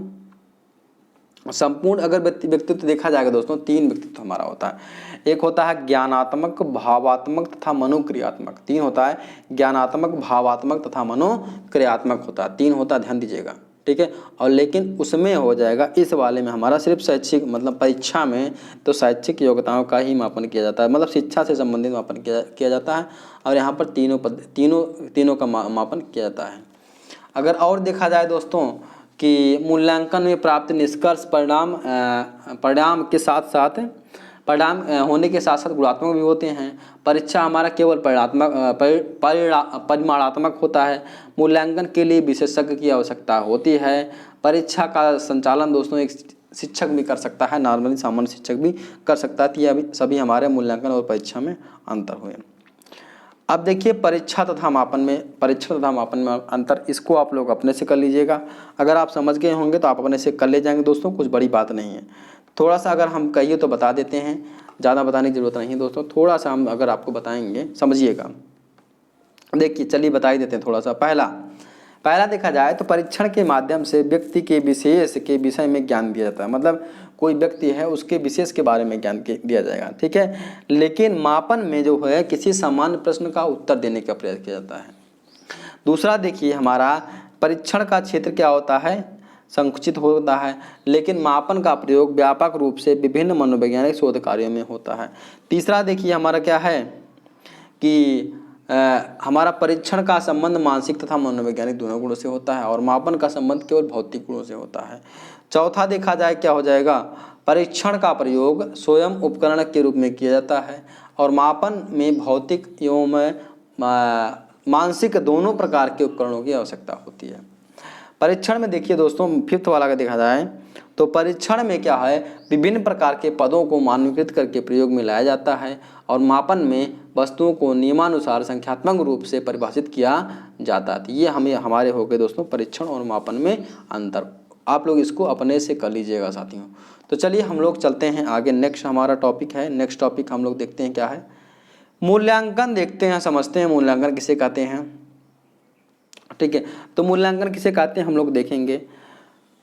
हाँ तो दोस्तों इसमें हम लोग पढ़ेंगे, मूल्यांकन तो पढ़ चुके हैं, इसमें हम लोग दो चीज़ें पढ़ेंगे, सतत मूल्यांकन और व्यापक मूल्यांकन। तो सतत मूल्यांकन क्या होता है, व्यापक मूल्यांकन क्या होता है, उसको हम लोग समझेंगे और उसके आधार पर कुछ हम बेसिक उसका कॉन्सेप्ट समझने की कोशिश करेंगे। तो देखिए साथियों, दक्षता आधारित मूल्यांकन का, दक्षता मतलब बच्चा कितना सीखा है उसके क्षमता के अनुसार पर, मूल्यांकन का अर्थ है शिक्षार्थियों की दक्षता पर आधारित न्यूनतम अधिगम का आकलन, ठीक है। अब देखिए प्राथमिक स्तर में हम क्या करते हैं, 1 से लेकर के 100 तक की गिनती का अभ्यास कराते हैं। तो उसमें हम देखते हैं जैसे आप प्राइमरी में पढ़ाने जाओगे तो 1 से लेकर 5 तक पढ़ाओगे ना, 1 से लेकर जब 5 तक पढ़ाए तो 1 से 100 तक के आपने गिनती याद करवाया। अब गिनती याद करवाने में क्या देखे भैया, छात्र की अलग अलग, कुछ को क्या है 10 तक गिनती आती है, कुछ को 20 तक आती है, कुछ लोग 10 तक पढ़ सकते हैं, कुछ लोग 20 तक लिख सकते हैं, कुछ लोग 30 तक कर सकते हैं, कुछ लोग 40 तक कर सकते हैं, कुछ लोग 50 तक कर सकते हैं। मतलब सबका अलग अलग कॉन्सेप्ट है, अलग अलग धारणा है। तो इसमें देखा जाएगा कि सबके जो है दक्षताएं जो है अलग अलग होती हैं दोस्तों। और इन्हीं पर आधारित दोस्तों मूल्यांकन के मतलब मूल्यांकन हम कर करके मूल्यांकन ऐसा मूल्यांकन बनाएं जिससे हम सबका मूल्यांकन कर सकें और इन्हीं दक्षता के आधारित मूल्यांकन को 2 प्रकार से हम कर सकें। मतलब किसी व्यक्ति को दक्षता नापने का जो मूल्यांकन करेंगे, दक्षता को नापने के लिए जो तकनीकें उपयोग करेंगे उसी को हम दोस्तों कहते हैं मूल्यांकन, ठीक है। और वही मूल्यांकन हमारा 2 प्रकार से होता है। कौन कौन सा, एक हमारा होता है सतत मूल्यांकन और एक हमारा होता है व्यापक मूल्यांकन। तो अब हमको समझ में आया कि दक्षता को नापने की प्रक्रिया ही हमारा मूल्यांकन है। क्या, अधिगम दक्षता मतलब बच्चा कितना सीख सकता है। अब देखिए तो सतत मूल्यांकन मतलब कंटिन्यूअस इवैल्यूएशन क्या होता है। तो सतत मूल्यांकन एक ऐसी प्रक्रिया है जो सीखने सिखाने के साथ साथ चलती रहती है, जिसमें विद्यार्थियों के अनुभवों व व्यवहारों में होने वाली परिवर्तनों का लगातार मूल्यांकन होता रहता है। सतत मतलब चलते जाओ, सुबह शाम तक चलते जाओ। तो मतलब ऐसी प्रक्रिया जिसमें दोस्तों क्या होता है कि जो सीखने सिखाने मतलब जो लगातार चलती, पढ़ते रहो, मूल्यांकन करते रहो, पढ़ते रहो, सीखते रहो, पढ़ते रहो, जो हमारा टेस्ट लगाते रहो, ये हमारा होता है सतत मूल्यांकन दोस्तों। ठीक, कर ले जाएंगे ना, समझ गए होंगे। महत्व, क्या महत्व होता है भैया, इंपॉर्टेंट का होता है इसका, काहे भाई क्या इंपॉर्टेंस रखते हो बता दो। देखिए कक्षा उन्नति का प्रमुख साधन वार्षिक परीक्षा तथा उसके परिणाम होते हैं। अच्छा, बालक की योग्यता अयोग्यता के बारे में जानना, कितना योग्य है कितना अयोग्य है, उपचारात्मक शिक्षण विधि तथा समृद्ध शिक्षण का प्रयोग करके उसको सुधारना। आगे देखिए, सार्थक ज्ञान के लिए निदान का पथ प्रशस्त करना। और नेक्स्ट और लास्ट हमारा हो जाएगा दोस्तों, तो शिक्षक ज्ञानार्जन में आए कठिनाइयों का निदान कर सकता है। जब मूल्यांकन करेगा दोस्तों, सतत मूल्यांकन करेगा तो जो मतलब उसके जीवन में कठिनाइयाँ आएंगी उसका क्या करेगा दोस्तों, निदान कर देगा। ठीक है, तो उम्मीद यहाँ तक समझ में आ गया होगा। अब देखा जाए सतत मूल्यांकन की कौन कौन सी विधियाँ होती हैं। क्या दोस्तों, तो सतत मूल्यांकन की कौन कौन सी विधियाँ होती हैं उसके बारे में हम देखते हैं। तो सतत मूल्यांकन मतलब समझ के जो आपका कंटिन्यूअस चलता रहता है। जैसे आप स्कूल में पढ़ा रहे हैं तो क्या होता है, टेस्ट होता है, आप लोग टेस्ट लेंगे तो क्या होगा कि सत्र परीक्षा, त्रैमासिक, वार्षिक, अर्धवार्षिक हमारा परीक्षा होता है। इकाई परीक्षण कुछ होता है, कुछ मानसिक परीक्षाएं होती हैं और कुछ सेमेस्टर पद्धति होते हैं।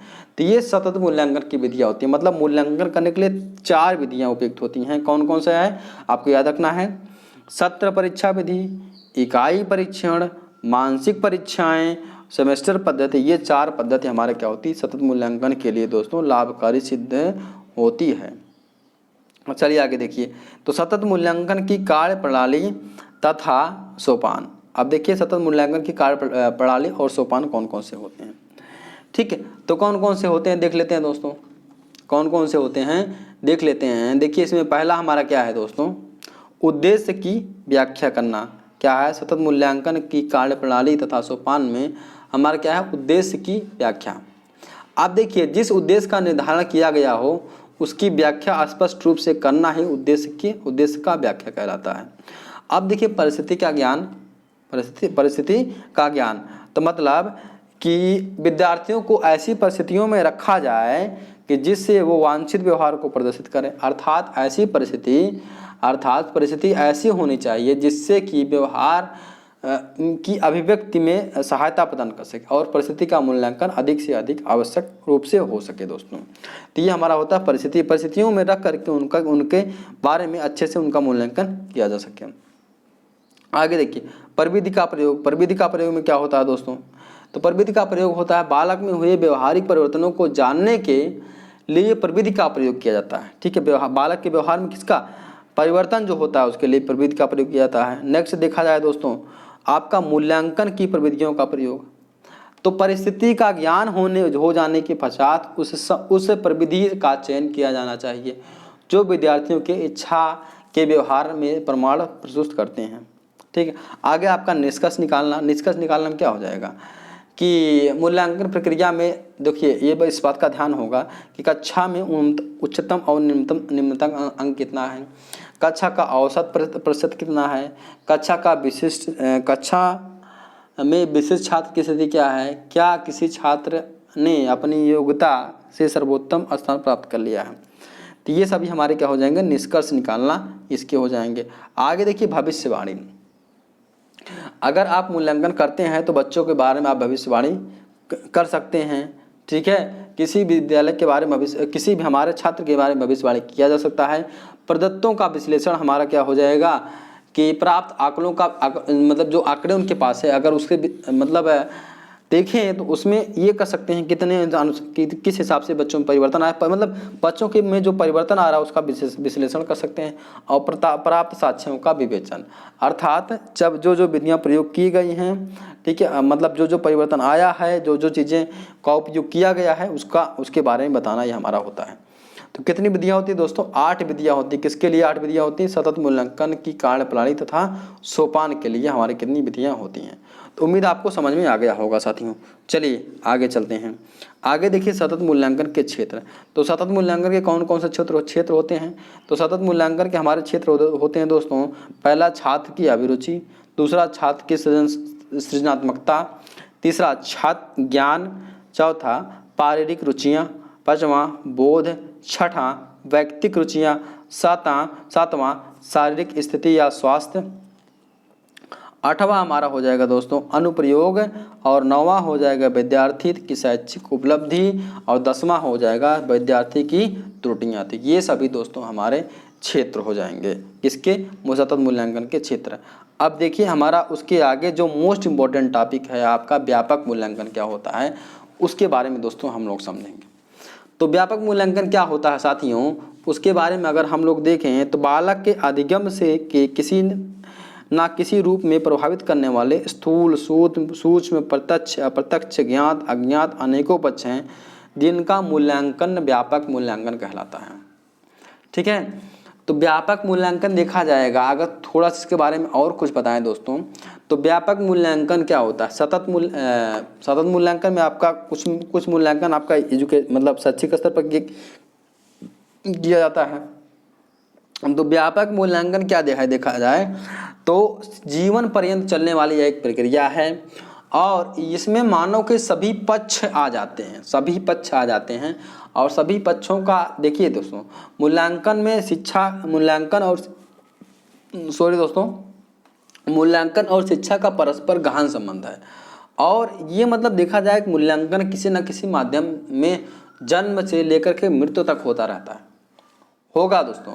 इसमें दोस्तों मनुष्य का कुछ पक्ष पहलू आता है, कुछ पक्ष अवधारणा ये सभी आते हैं, ठीक है। तो दोस्तों अगर देखा जाए वही तो हमारा आता है, अगर इसके बारे में थोड़ा सा देखें यहाँ पर, बालक के अधिगम में के किसी न किसी रूप में प्रभावित करने वाले स्थूल, सूक्ष्म, प्रत्यक्ष, अप्रत्यक्ष, ज्ञात, अज्ञात अनेकों पक्ष जिनका मूल्यांकन करना क्या कहलाता है दोस्तों? व्यापक मूल्यांकन कहलाता है। क्या कहलाता है? व्यापक मूल्यांकन कहलाता है। समझ में आया आपको समझ में आ गया दोस्तों? अब देखिए आगे हम लोग देखते हैं कि व्यापक मूल्यांकन के कौन कौन से पक्ष होते हैं। तो व्यापक मूल्यांकन के हमारे दो पक्ष होते हैं। क्या कौन कौन से दोस्तों? दो पक्ष होते हैं। कौन सा एक होता है? एक हमारा होता है संज्ञानात्मक पक्ष और दूसरा हमारा होता है भावात्मक पक्ष। सॉरी दोस्तों, तीन पक्ष होते हैं, संज्ञानात्मक पक्ष और भावात्मक पक्ष और कौशलात्मक पक्ष। कितने पक्ष? तीन पक्ष हो गए, संज्ञानात्मक, भावात्मक और कौशलात्मक पक्ष, तीन पक्ष हो गए। संज्ञानात्मक पक्ष क्या होता है? बालकों में निहित ज्ञान पुनः स्मरण तथा अभिज्ञान की अवधारणाओं को मजबूत करना संज्ञानात्मक मूल्यांकन है, जिसमें रुचि एवं चिंता सम्मिलित किए जाते हैं। मतलब आपका मेमोरी पावर जितना अच्छा होगा, संज्ञानात्मक दोस्तों, संज्ञान जितना अच्छा होगा, उसी को हम दोस्तों क्या कहते हैं? संज्ञानात्मक पक्ष। आगे देखिए भावात्मक पक्ष। भावात्मक पक्ष में होगा क्या कि बालक में निहित भाव पक्ष, दया, करुणा, पुनर्वास की सत्यनिष्ठा, श्रद्धा भाव आदि का मूल्यांकन किसके अंतर्गत किया जाता है दोस्तों? ये भावात्मक पक्ष के अंतर्गत किया जाता है। आगे देखिए कौशलात्मक पक्ष। तो कौशलात्मक पक्ष के अंतर्गत किसके किया जाता है कि कार्यकुशलता, क्या है कि कार्यकुशलता, कार्य करने की क्षमता, श्रम के प्रति निष्ठता और निष्ठा तथा रचनात्मक व क्रियात्मक प्रवृत्ति का मूल्यांकन किया जाता है। इतने का मूल्यांकन दोस्तों किया जाता है। तो व्यापक मूल्यांकन के तीन प्रकार होते हैं दोस्तों। कौन कौन सा हम देख लेते हैं, संज्ञानात्मक, भावात्मक और कौशलात्मक। क्या क्या? संज्ञानात्मक, भावात्मक और कौशलात्मक पक्ष, तीन पक्ष होते हैं आपके। तो चलिए एक एक करके हम देखते हैं हमारा क्या क्या होता है। देखिए अब थोड़ा सा हम आते हैं एक ब्लूमबर्ग के अनुसार, ब्लूमबर्ग टेक्सोनॉमी, ब्लूमबर्ग की एक थ्योरी थी 1956 के अनुसार। ठीक दोस्तों, क्या है 1956 के अनुसार ब्लूमबर्ग की एक थ्योरी थी, उनके अनुसार हम लोग थोड़ा सा पढ़ेंगे दोस्तों। क्या पढ़ेंगे कि सन 1956 में डॉक्टर BS ब्लूम, क्या दोस्तों, सन 1956 में डॉक्टर BS ब्लूम ने अपनी पुस्तक शैक्षणिक मनोउद्देश्यों का वर्गीकरण टैक्सोनॉमी ऑफ एजुकेशनल ऑब्जेक्टिव्स में शैक्षिक उद्देश्यों के तीन पक्ष बताए हैं। ध्यान दीजिएगा, पूछता है क्वेश्चन कि आपका ब्लूमबर्ग के अनुसार ब्लूमबर्ग की पुस्तक का नाम क्या था? ठीक है, डॉक्टर BS ब्लूमबर्ग की पुस्तक का नाम क्या था? तो शैक्षिक उद्देश्यों का वर्गीकरण, टैक्सोनॉमी ऑफ एजुकेशनल ऑब्जेक्टिव्स। अब कब दिए थे? ये बहुत इंपॉर्टेंट है दोस्तों, कई बार पूछा गया। 1956 में दिए थे, नाम क्या था? BS Bloom. अब देखिए क्या क्या उद्देश्य दिए थे? तीन उद्देश्य। तीन उद्देश्य कौन कौन सा दिए थे? पहला दिए थे हमारा क्या? ज्ञानात्मक पक्ष। क्या दोस्तों? पहला हमारा है संज्ञानात्मक या ज्ञानात्मक पक्ष। दूसरा हमारा होता है मनोक्रियात्मक पक्ष। तीसरा होता है क्या? भावात्मक पक्ष। तो तीन पक्ष दिए दोस्तों, और तीन पक्ष को देने के बाद दोस्तों इनका कुछ और लंबा है, अगर देखा जाए बड़ा लंबा जाता है कि ज्ञानात्मक, भावात्मक तथा क्रियात्मक पक्ष को बाद में कई उपभागों में विभाजित कर दिए। कौन? ब्लूमबर्ग। और यह ब्लूमबर्ग दोस्तों, यह जो हमारा विभाजन है उसको टैक्सोनॉमी कहते हैं, इसीलिए इनको कहते हैं ब्लूम टैक्सोनॉमी। ठीक है। इसके दोस्तों एक पक्ष और है, लेकिन उसका फिगर जो है, चित्र जो है बहुत जटिल है। जो आपका ज्ञानात्मक पक्ष है उसका फिगर बहुत जटिल है दोस्तों, यहाँ पर हम मेंशन नहीं किए हैं। उतना दोस्तों डीपली नहीं पूछा जाएगा, लेकिन आपसे ये पूछा जाएगा कि ज्ञानात्मक पक्ष क्या होता है, कि उसके अंतर्गत क्या क्या आते हैं। तो उसके अंतर्गत क्या क्या आते हैं दोस्तों, हम इस वीडियो में उसके अंतर्गत पढ़ते हैं। तो चलिए देखते हैं। तो शैक्षिक उद्देश्यों का वर्गीकरण करने हेतु ब्लूम तथा उसके सहयोगियों ने ज्ञानात्मक क्षेत्र के उद्देश्यों को जटिलता के क्रम के आधार पर विकसित किया। और यह प्रणाली दोस्तों सरल से जटिल, मूर्त से अमूर्त ज्ञानात्मक क्रियाओं को 6 वर्गों में विभाजित करता है। ठीक, किससे, ध्यान दीजिएगा, सरल से जटिल, मूर्त से अमूर्त, ठीक, क्रियाओं को 6 वर्गों में विभाजित करता है। कौन कौन सा, पहला हमारा ज्ञान होता है, दूसरा बोध होता है, तीसरा प्रयोग होता है, चौथा विश्लेषण होता है, पांचवा संश्लेषण होता है, छठा हमारा क्या होता है, मूल्यांकन। क्या हो गया, ज्ञान, बोध, प्रयोग, विश्लेषण, संश्लेषण, मूल्यांकन। क्या, ज्ञान, बोध, प्रयोग, संश्लेषण, विश्लेषण, मूल्यांकन। याद रख लीजिएगा, एक बार दोबारा बोलिए दोस्तों, साथ में बोलिए, याद करिए, इसको याद कर लीजिए। ज्ञान, बोध, प्रयोग, विश्लेषण, संश्लेषण और मूल्यांकन।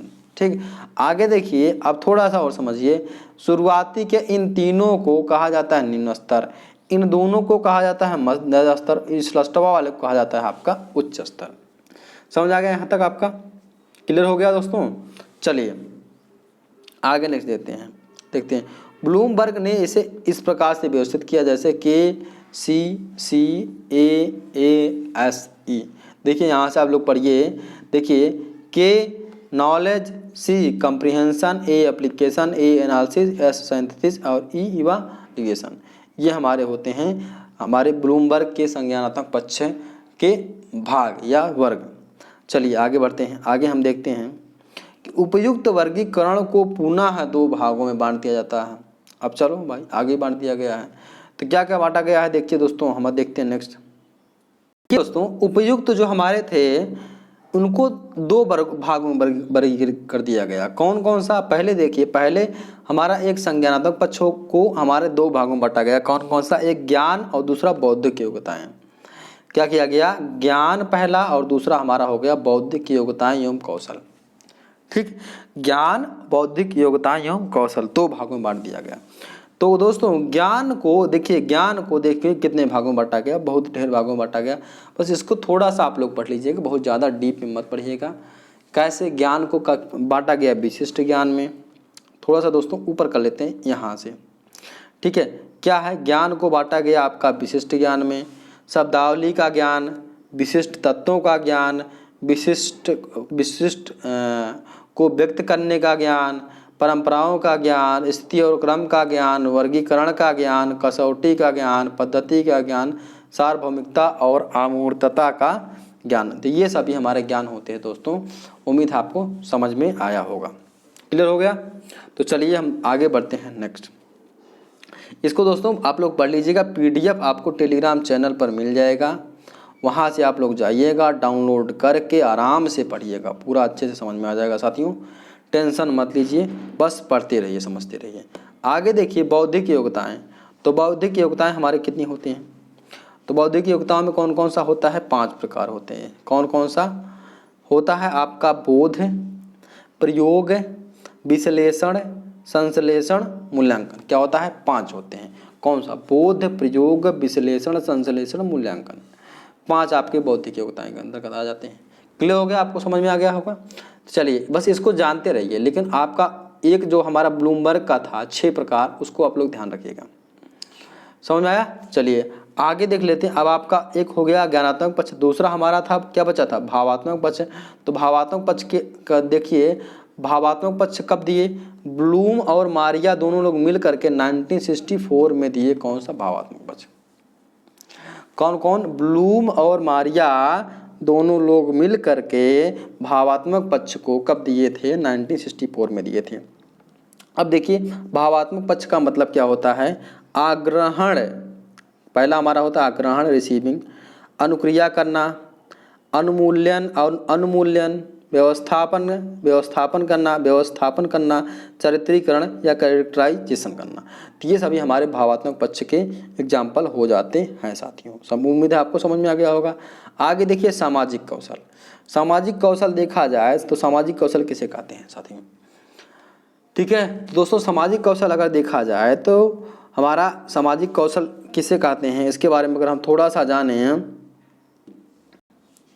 अब देखिए सामाजिक कौशल, तो सामाजिक कौशल सोशल स्किल का मतलब क्या होता है? सोशल स्किल का मतलब होता है कि बालक का समाज के प्रति क्या दृष्टिकोण है, वह समाज को देखकर कैसा व्यवहार करता है या समाज को देख करके कैसा उसका मनसा रखता है। ठीक है, कभी कभी डर जाते हैं कुछ लोग, तो छात्र क्या है डर भय प्रदर्शित करता है, दबाव प्रदर्शित करता है। तो ये सभी हमारा होता है क्या? सामाजिक कौशल होता है। ठीक, सामाजिक कौशल दोस्तों कभी कभी नकारात्मक भी हो सकता है, कभी सकारात्मक भी हो सकता है, कभी आक्रामक या उपेक्षात्मक, कभी कभी मतलब हर एक व्यक्ति के लिए अलग अलग कौशल होता है। तो यही हमारा हो जाता है सामाजिक कौशल। उम्मीद है आपको समझ में आ गया होगा। अब देखिए जो सामाजिक कौशल प्रश्न में बाधक होते हैं वह बालक समाज में कुसमायोजन मतलब ऐसे कुछ कौशल होते हैं, कौशल प्राप्त करने में बालक को समस्या होने लगती है। अब जब समस्या होगा तो बालक हमारा कुसमायोजित बालक हो जाएगा, विशिष्ट टाइप से कुछ अलग व्यवहार करने लगेगा। तो देखा जाए सामाजिक कौशल भी दो प्रकार के होते हैं दोस्तों। ठीक है, सामाजिक कौशल दो प्रकार के होते हैं मतलब, लेकिन इसके बारे में ज़्यादा मत समझिएंगे, बस इतना थोड़ा सा बेसिक जानिए सामाजिक कौशल क्या होता है। ठीक है, ज़्यादा कुछ बेसिक नहीं पूछाता है दोस्तों। अगर देखा जाए आगे कि मूल्यांकन के उपकरण, मूल्यांकन के कितने उपकरण होते हैं? तो मूल्यांकन के दो उपकरण होते हैं। कौन कौन सा हमारा होता है? एक समाज मितीय मैट्रिक्स होता है, 3 होते हैं दोस्तों। एक समाज मितीय मैट्रिक्स होता है, एक सोशियोग्राम होता है, एक समाज मितीय गुणांक होता है। क्या होता है? 3 हमारे होते हैं। कौन कौन सा? हमारा पहला होता है समाज मितीय मैट्रिक्स, दूसरा हमारा होता है सोशियोग्राम, तीसरा हमारा होता है समाज मितीय गुणांक। अब देखिए हमारा क्या होता है, यहाँ देखिए सामाजिक कौशल। सामाजिक कौशल दोस्तों आपको बता चुके हैं, समाज के प्रति कैसा दृष्टिकोण रखता है, कैसा व्यवहार रखता है, वह समाज के प्रति कैसा सोचता है, वही हमारा होता है सामाजिक कौशल। आगे देखा जाए यांत्रिक कौशल क्या होता है? यांत्रिक मतलब यंत्रों मतलब जो मशीनें होती हैं उनके प्रति कैसा स्किल रखता है, कैसा सीखता है, उसको यांत्रिक कौशल कहा जा सकता है। जैसे कि वो विभिन्न मशीनियों यंत्रों में कैसा रुचि रखता है, कंप्यूटर का प्रयोग कैसे करता है, इंटरनेट का प्रयोग कैसे करता है, विभिन्न मशीनों के बारे में जानकारी क्या रखता है, कल कारखाने बिजली से संबंधित आदि यंत्रों के बारे में मतलब कितना रुचि रखता है। मतलब आप लोग भी जानते हैं कुछ लोगों को इंटरनेट चलाना अब तो इस समय सबको मज़ा आता है, लेकिन फिर भी कुछ लोगों को नहीं उतना अच्छा लगता है, कुछ लोगों को कुछ कार्य करना नहीं अच्छा लगता है। तो वही जो हमारा मशीनों के प्रति लगाव होता है उसी को हम क्या कहते हैं? यांत्रिकी कौशल या यांत्रिक कौशल कहते हैं। ठीक, और आगे देखा जाए अगर हम देखें गणितीय कौशल। अब गणितीय कौशल मतलब मैथमेटिकल। ठीक है, तो मैथ में क्या करते हैं आप लोग? क्या करते हैं मैथ में? पूरी मैथ में यही पढ़ते हैं, छोटा बड़ा परसेंटेज यही सब करते हैं। तो ये सभी क्रियाएं जब जो व्यक्ति करता है, ठीक है, जो जिसमें स्किल होती है उसको हम गणितीय स्किल कहते हैं। जैसे कम अधिक, छोटा बड़ा, हल्का भारी, संख्याओं के मान की अवधारणा, पहाड़ा, जोड़ घटाव, ये सभी जो हमारे होते हैं इसी को कहते हैं गणितीय कौशल। अब देखिए प्राथमिक स्तर पर क्या होता है? गणित के मूल्यांकन में पाठ्यक्रम जनित प्रकरणों व संदर्भों का मूल्यांकन क्या मतलब मूल्यांकन वस्तुनिष्ठ के तर्क के आधार पर किया जाता है। मतलब उनका कोई मतलब विशेष मतलब पूछा नहीं जाता है, उनसे वस्तुनिष्ठ क्वेश्चन पूछे जाते हैं, उसके आधार पर उनका मूल्यांकन किया जाता है। किसका दोस्तों? गणितीय कौशल का। नेक्स्ट हमारा हो जाएगा भाषाई कौशल। और भाषाई कौशल आपका सबसे ज़्यादा ज़रूरी है कि भाषाई कौशल से क्या होता है कि बच्चे में जो लैंग्वेज स्किल की डेवलपमेंट होती है, मतलब कौन कौन से स्किल लैंग्वेज स्किल का डेवलपमेंट होता है, विकास होता है। तो जो बच्चे में भाषा विकास होता हो तो 4 प्रकार से होता है। कौन कौन सा? सु, बो, प, ली। सु से आपका होता है सुनना, बो से होता है बोलना, पा से होता है पढ़ना, ली से होता है लिखना। तो सबसे पहले भाषा का विकास क्या होता है? सुनता है। जैसे कोई बालक रहेगा तो सबसे पहले भाषा को सुनेगा, सुनने के बाद बोलने की कोशिश करेगा। ठीक है, बोलने के बाद फिर उसके बाद क्या होता है? पढ़ना सीखता है। पढ़ना सीखने के बाद हमारा सीखता है लिखना। तो सबसे अंत में कौन सा कौशल होता है? हमारा लिखना वाला कौशल होता है। सबसे अंत में कौन सा कौशल? लिखने वाला कौशल होता है। और सबसे प्रारंभ में कौन सा कौशल आता है दोस्तों? तो पूछने हमारा सुनने वाला। तो 4 कौशल होते हैं आपके भाषाई कौशल, सुनना, बोलना, पढ़ना, लिखना। तो 4 कौशल आपके आते हैं दोस्तों, ये हमारे भाषाई कौशल कहलाते हैं। यहाँ तक क्लियर हो गया होगा कि 4 हमारे जो कौशल होते हैं वो टोटल हमारे भाषाई कौशल कहलाते हैं। सु, बो, प, ली। क्लियर हो गया तो होगा दोस्तों यहाँ तक। चलिए अब देखिए आगे हम देखते हैं। आगे हमारा हो जाएगा भाषाई कौशल। भाषाई कौशल का मूल्यांकन करना तो बहुत ज़्यादा नहीं है। इसमें क्या किया जाए तो छात्रों को सबसे पहले सुनने का अवसर देना चाहिए। मतलब जब सुनेगा तभी ना बोलेगा, तो सुनने का अवसर, उसके बाद बोलने का अवसर दिया जाना चाहिए। बोलने के अवसर देने के बाद छात्रों को धारा प्रवाह पढ़ने के लिए और उनको पढ़ने का अवसर देना चाहिए। पढ़ने के लिए वातावरण देना चाहिए जिससे वो अच्छे से पढ़ सके। साहित्य पढ़ने का अवसर देना चाहिए और मतलब उनको अपने अभिव्यक्तियों को व्यक्त करने का पूर्ण रूप से अवसर दिया जाना चाहिए। इसके सबसे लास्ट में हमारा क्या करना चाहिए? उनको सीखने का मतलब लिखने का संपूर्ण अभ्यास करवाना जरूरी है। यहाँ तक क्लियर हो गया होगा। चलो आगे नेक्स्ट हमारा देखते हैं। हमारा आता है कौशलात्मक पक्ष। तो कौशलात्मक पक्ष हमारा क्या होता है? Cognitive domain. कॉग्निटिव डोमेन में क्या होता है? तो ये देखा जाए कि इस क्षेत्र में मतलब एक क्षेत्र की टैक्सोनॉमी जो हमारी होती है वो शारीरिक क्रियात्मक कौशलों पर ज़्यादा विशेष ध्यान देती है। जैसे सिम्पसन और क्यूलर के अनुसार क्या होता है कि इस पक्ष को वर्गीकृत करने का प्रयत्न किया जाता है। जैसे इसमें दोस्तों मतलब कई टाइप के बांटे जाते हैं। जैसे विज्ञान के उपकरणों का प्रयोग, मानचित्र का प्रयोग, रेखा चित्र, चार्ट बनाना, ये हमारे होते हैं कौशलात्मक स्किल जिसमें सिखाया जाता है, कॉग्निटिव डेवलपमेंट किया जाता है, वही हमारा होता है कौशलात्मक पक्ष। तो ये भी पक्ष हमारे देखा जाएगा तो 5 प्रकार से किए जाते हैं। पहला हमारा क्या हो जाएगा? हमारा उत्तेजक या उद्दीपक या उत्तेजना या उद्दीपक। दूसरा हमारा होता है गत्यात्मक क्रिया या कार्यवाही। तीसरा हमारा क्या होता है? पक्ष नियंत्रण। और चौथा होता है सामंजस्य। और 5वां हमारा होता है क्या? स्वाभाविकरण। 5 पक्ष इसके अंतर्गत आते हैं और 5 पक्ष हमारे जरूरी हैं। जैसे उत्तेजना या उद्दीपक, जिसको इम्पल्सन कहते हैं। इम्पल्सन में क्या होता है कि कोई भी घटना होगी, वो घटना के प्रति कोई एक्साइटमेंट, उत्तेजना लाई जाती है, जिससे कि कोई बालक होगा, कोई छात्र होगा, उस उत्तेजना के द्वारा क्रिया कोई अनुकरण करके कोई भी चीज़ मतलब कोई भी व्यवहार को सीख लेगा और सीखने के अनुसार वो कार्य करेगा। ठीक है, तो पहला हो जाए क्या? उसके अंदर कोई कुछ एक्साइटमेंट या उद्दीपक होता है। गत्यात्मक, उसके बाद उसी के अनुसार वो क्रिया करेगा। ठीक है, क्या करेगा दोस्तों? बालक उत्तेजना मिलने के बाद एक क्रिया करेगा। ठीक है, क्रिया करेगा। क्रिया के साथ साथ कुछ क्रियाओं का चुनाव, मतलब कौन सी क्रिया करने हैं कौन से नहीं करने हैं उसका भी चुनाव करेगा। नियंत्रण, कंट्रोल भी होना जरूरी है। कंट्रोल भाई, कंट्रोल नियंत्रण होना जरूरी है। सब कुछ एक मतलब नियंत्रित वे से होना बेस्ट है, जरूरी है। आगे देखिए नेक्स्ट हमारा होता है सामंजस्य, कोऑर्डिनेशन। कोऑर्डिनेशन क्या होता है? अब देखिए कोऑर्डिनेशन में हमारा ये होता है कि अनेक क्रियाएं होती हैं, ढेर सारी क्रियाएं होती हैं। ठीक है, लेकिन उनको एक सीक्वेंस में होना चाहिए। सीक्वेंस मतलब क्रम में होना चाहिए। तो जो क्रम में क्रियाएं होती हैं उसी को हम कहते हैं दोस्तों सामंजस्य। यहाँ तक क्लियर हो गया होगा। नेक्स्ट हमारा होता है स्वाभाविकरण। तो स्वाभाविकरण मतलब नेचुरलाइजेशन। तो नेचुरलाइजेशन में क्या होता है? अब देखिए धीरे धीरे जब क्रिया करते करते उनमें जैसे मान लीजिए आप कोई वर्क करेंगे, कोई कार्य कर रहे हैं, डेली वो कार्य कर रहे हैं, तो आपके माइंड में एक पैटर्न बन जाएगा। और जो पैटर्न मतलब बन जाएगा वो सबकॉन्शियस मतलब अचेतन मन में, एक आपके दिमाग में अचेतन मन में क्या हो जाएगा? एक हमारा पैटर्न बन जाएगा। उसको हम कहते हैं स्वाभाविकरण। ठीक है, तो जब अचेत मतलब जैसे आपने साइकिल चलाना आपने सीखा होगा, तो सबसे पहले क्या आप सीखते हैं, लेकिन धीरे धीरे जब आप सीख जाते हैं अच्छे से, तो आप कहीं देखिए कहीं और देखते रहते हैं, लेकिन आपकी साइकिल चलती रहती है। आप जैसे साइकिल चलाना सीखते हैं और बाइक सीखते हैं, तो क्या होता है? जब सीखने में आपका मतलब सब कुछ कॉन्शियस माइंड लगता है, मतलब क्या चेतन मन लगता है। ठीक है, लेकिन फिर जब सीख जाते हैं सब कुछ चीज़ें, तो अचेतन मन के द्वारा आप ये कार्य करते हैं और उसमें आपका स्वाभाविकरण, आप नेचुरलाइजेशन हो जाते हैं और वो आप व्यक्ति जो है आराम से सीख जाते हैं। जैसे एक व्यक्ति का स्कूटर चलाना सीखना, तो पहले कोई व्यक्ति स्कूटर चलाना सीखता है ना, तो पहले इतनी क्रियाएं करेगा। पहले क्या करेगा? हमारा पहले होगा उत्तेजना या उद्दीपक, उसके बाद होगा गत्यात्मक क्रिया या कार्यवाही, इसके नेक्स्ट बाद में होगा नियंत्रण और हमारा लास्ट में हो जाएगा सामंजस्य। तो ये 4 क्रियाएं करने के बाद जब ये हमारा इन पर वो महारत हासिल कर लेगा तो क्या करेगा, स्वाभाविकरण नेचुरलाइजेशन हो जाएगा, वह व्यक्ति अच्छे से सीख जाएगा। तो जैसे हमारा क्या हो जाएगा, एक व्यक्ति का कोई स्कूटर चलाना सीखना, स्कूटर चलाने जब वो व्यक्ति सीखता है। क्लियर हो गया होगा यहाँ तक। आगे देखिए नेक्स्ट।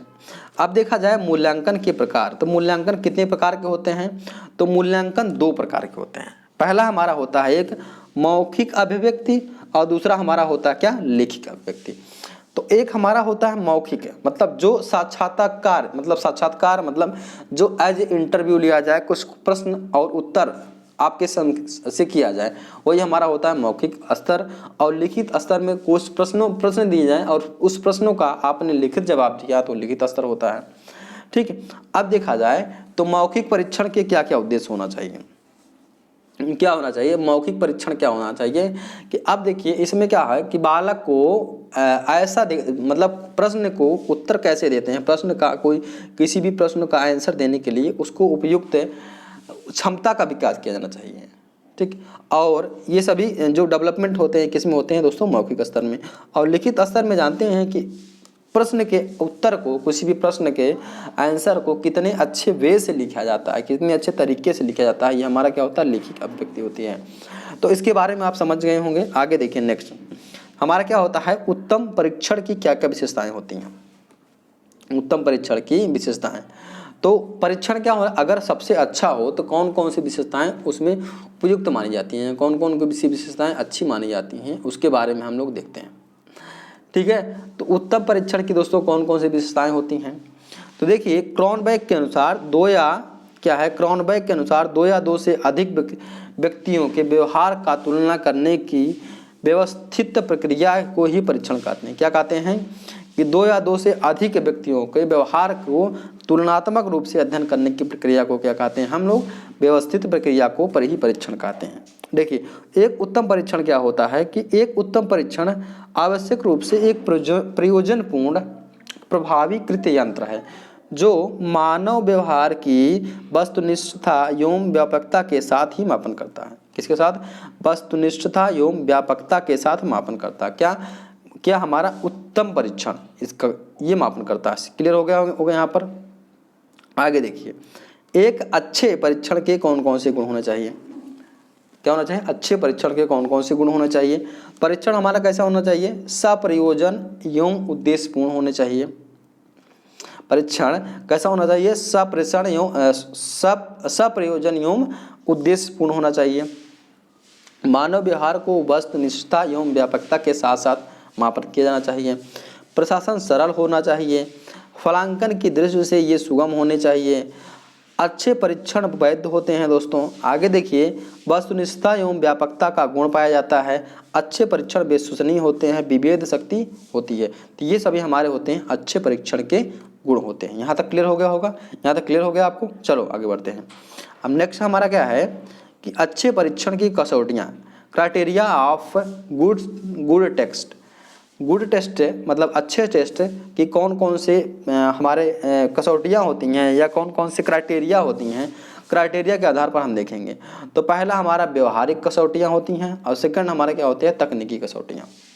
कौन कौन सा, एक व्यवहारिक कसौटियाँ, एक तकनीकी कसौटियाँ। देखिए व्यवहारिक कसौटियाँ में क्या क्या हो जाएगी, उद्देश्य पूर्णता, व्यापकता, समय की एवं कीमत और सुगमता। और हमारा नेक्स्ट में क्या हो जाएगा, वैधता, विश्वसनीयता, वस्तुनिष्ठता, विभेदन शक्ति और मानक। मानक में 2 चीज़ें होती हैं, आयु मानक और श्रेणी मानक। क्या होता है, आयु मानक और श्रेणी मानक, ये हमारे 2 चीज़ें प्रयुक्त होता है। तो कसौटियाँ कितने प्रकार की हो गई, 2 प्रकार की। अच्छे परीक्षण की कसौटियाँ मतलब क्राइटेरिया 2 होती हैं। कौन कौन सा, पहला आपका हो गया व्यवहारिक पर कसौटियाँ, सेकंड आपका हो गया तकनीकी कसौटियाँ। 2 कसौटियाँ हो गई, एक व्यवहारिक और एक तकनीकी।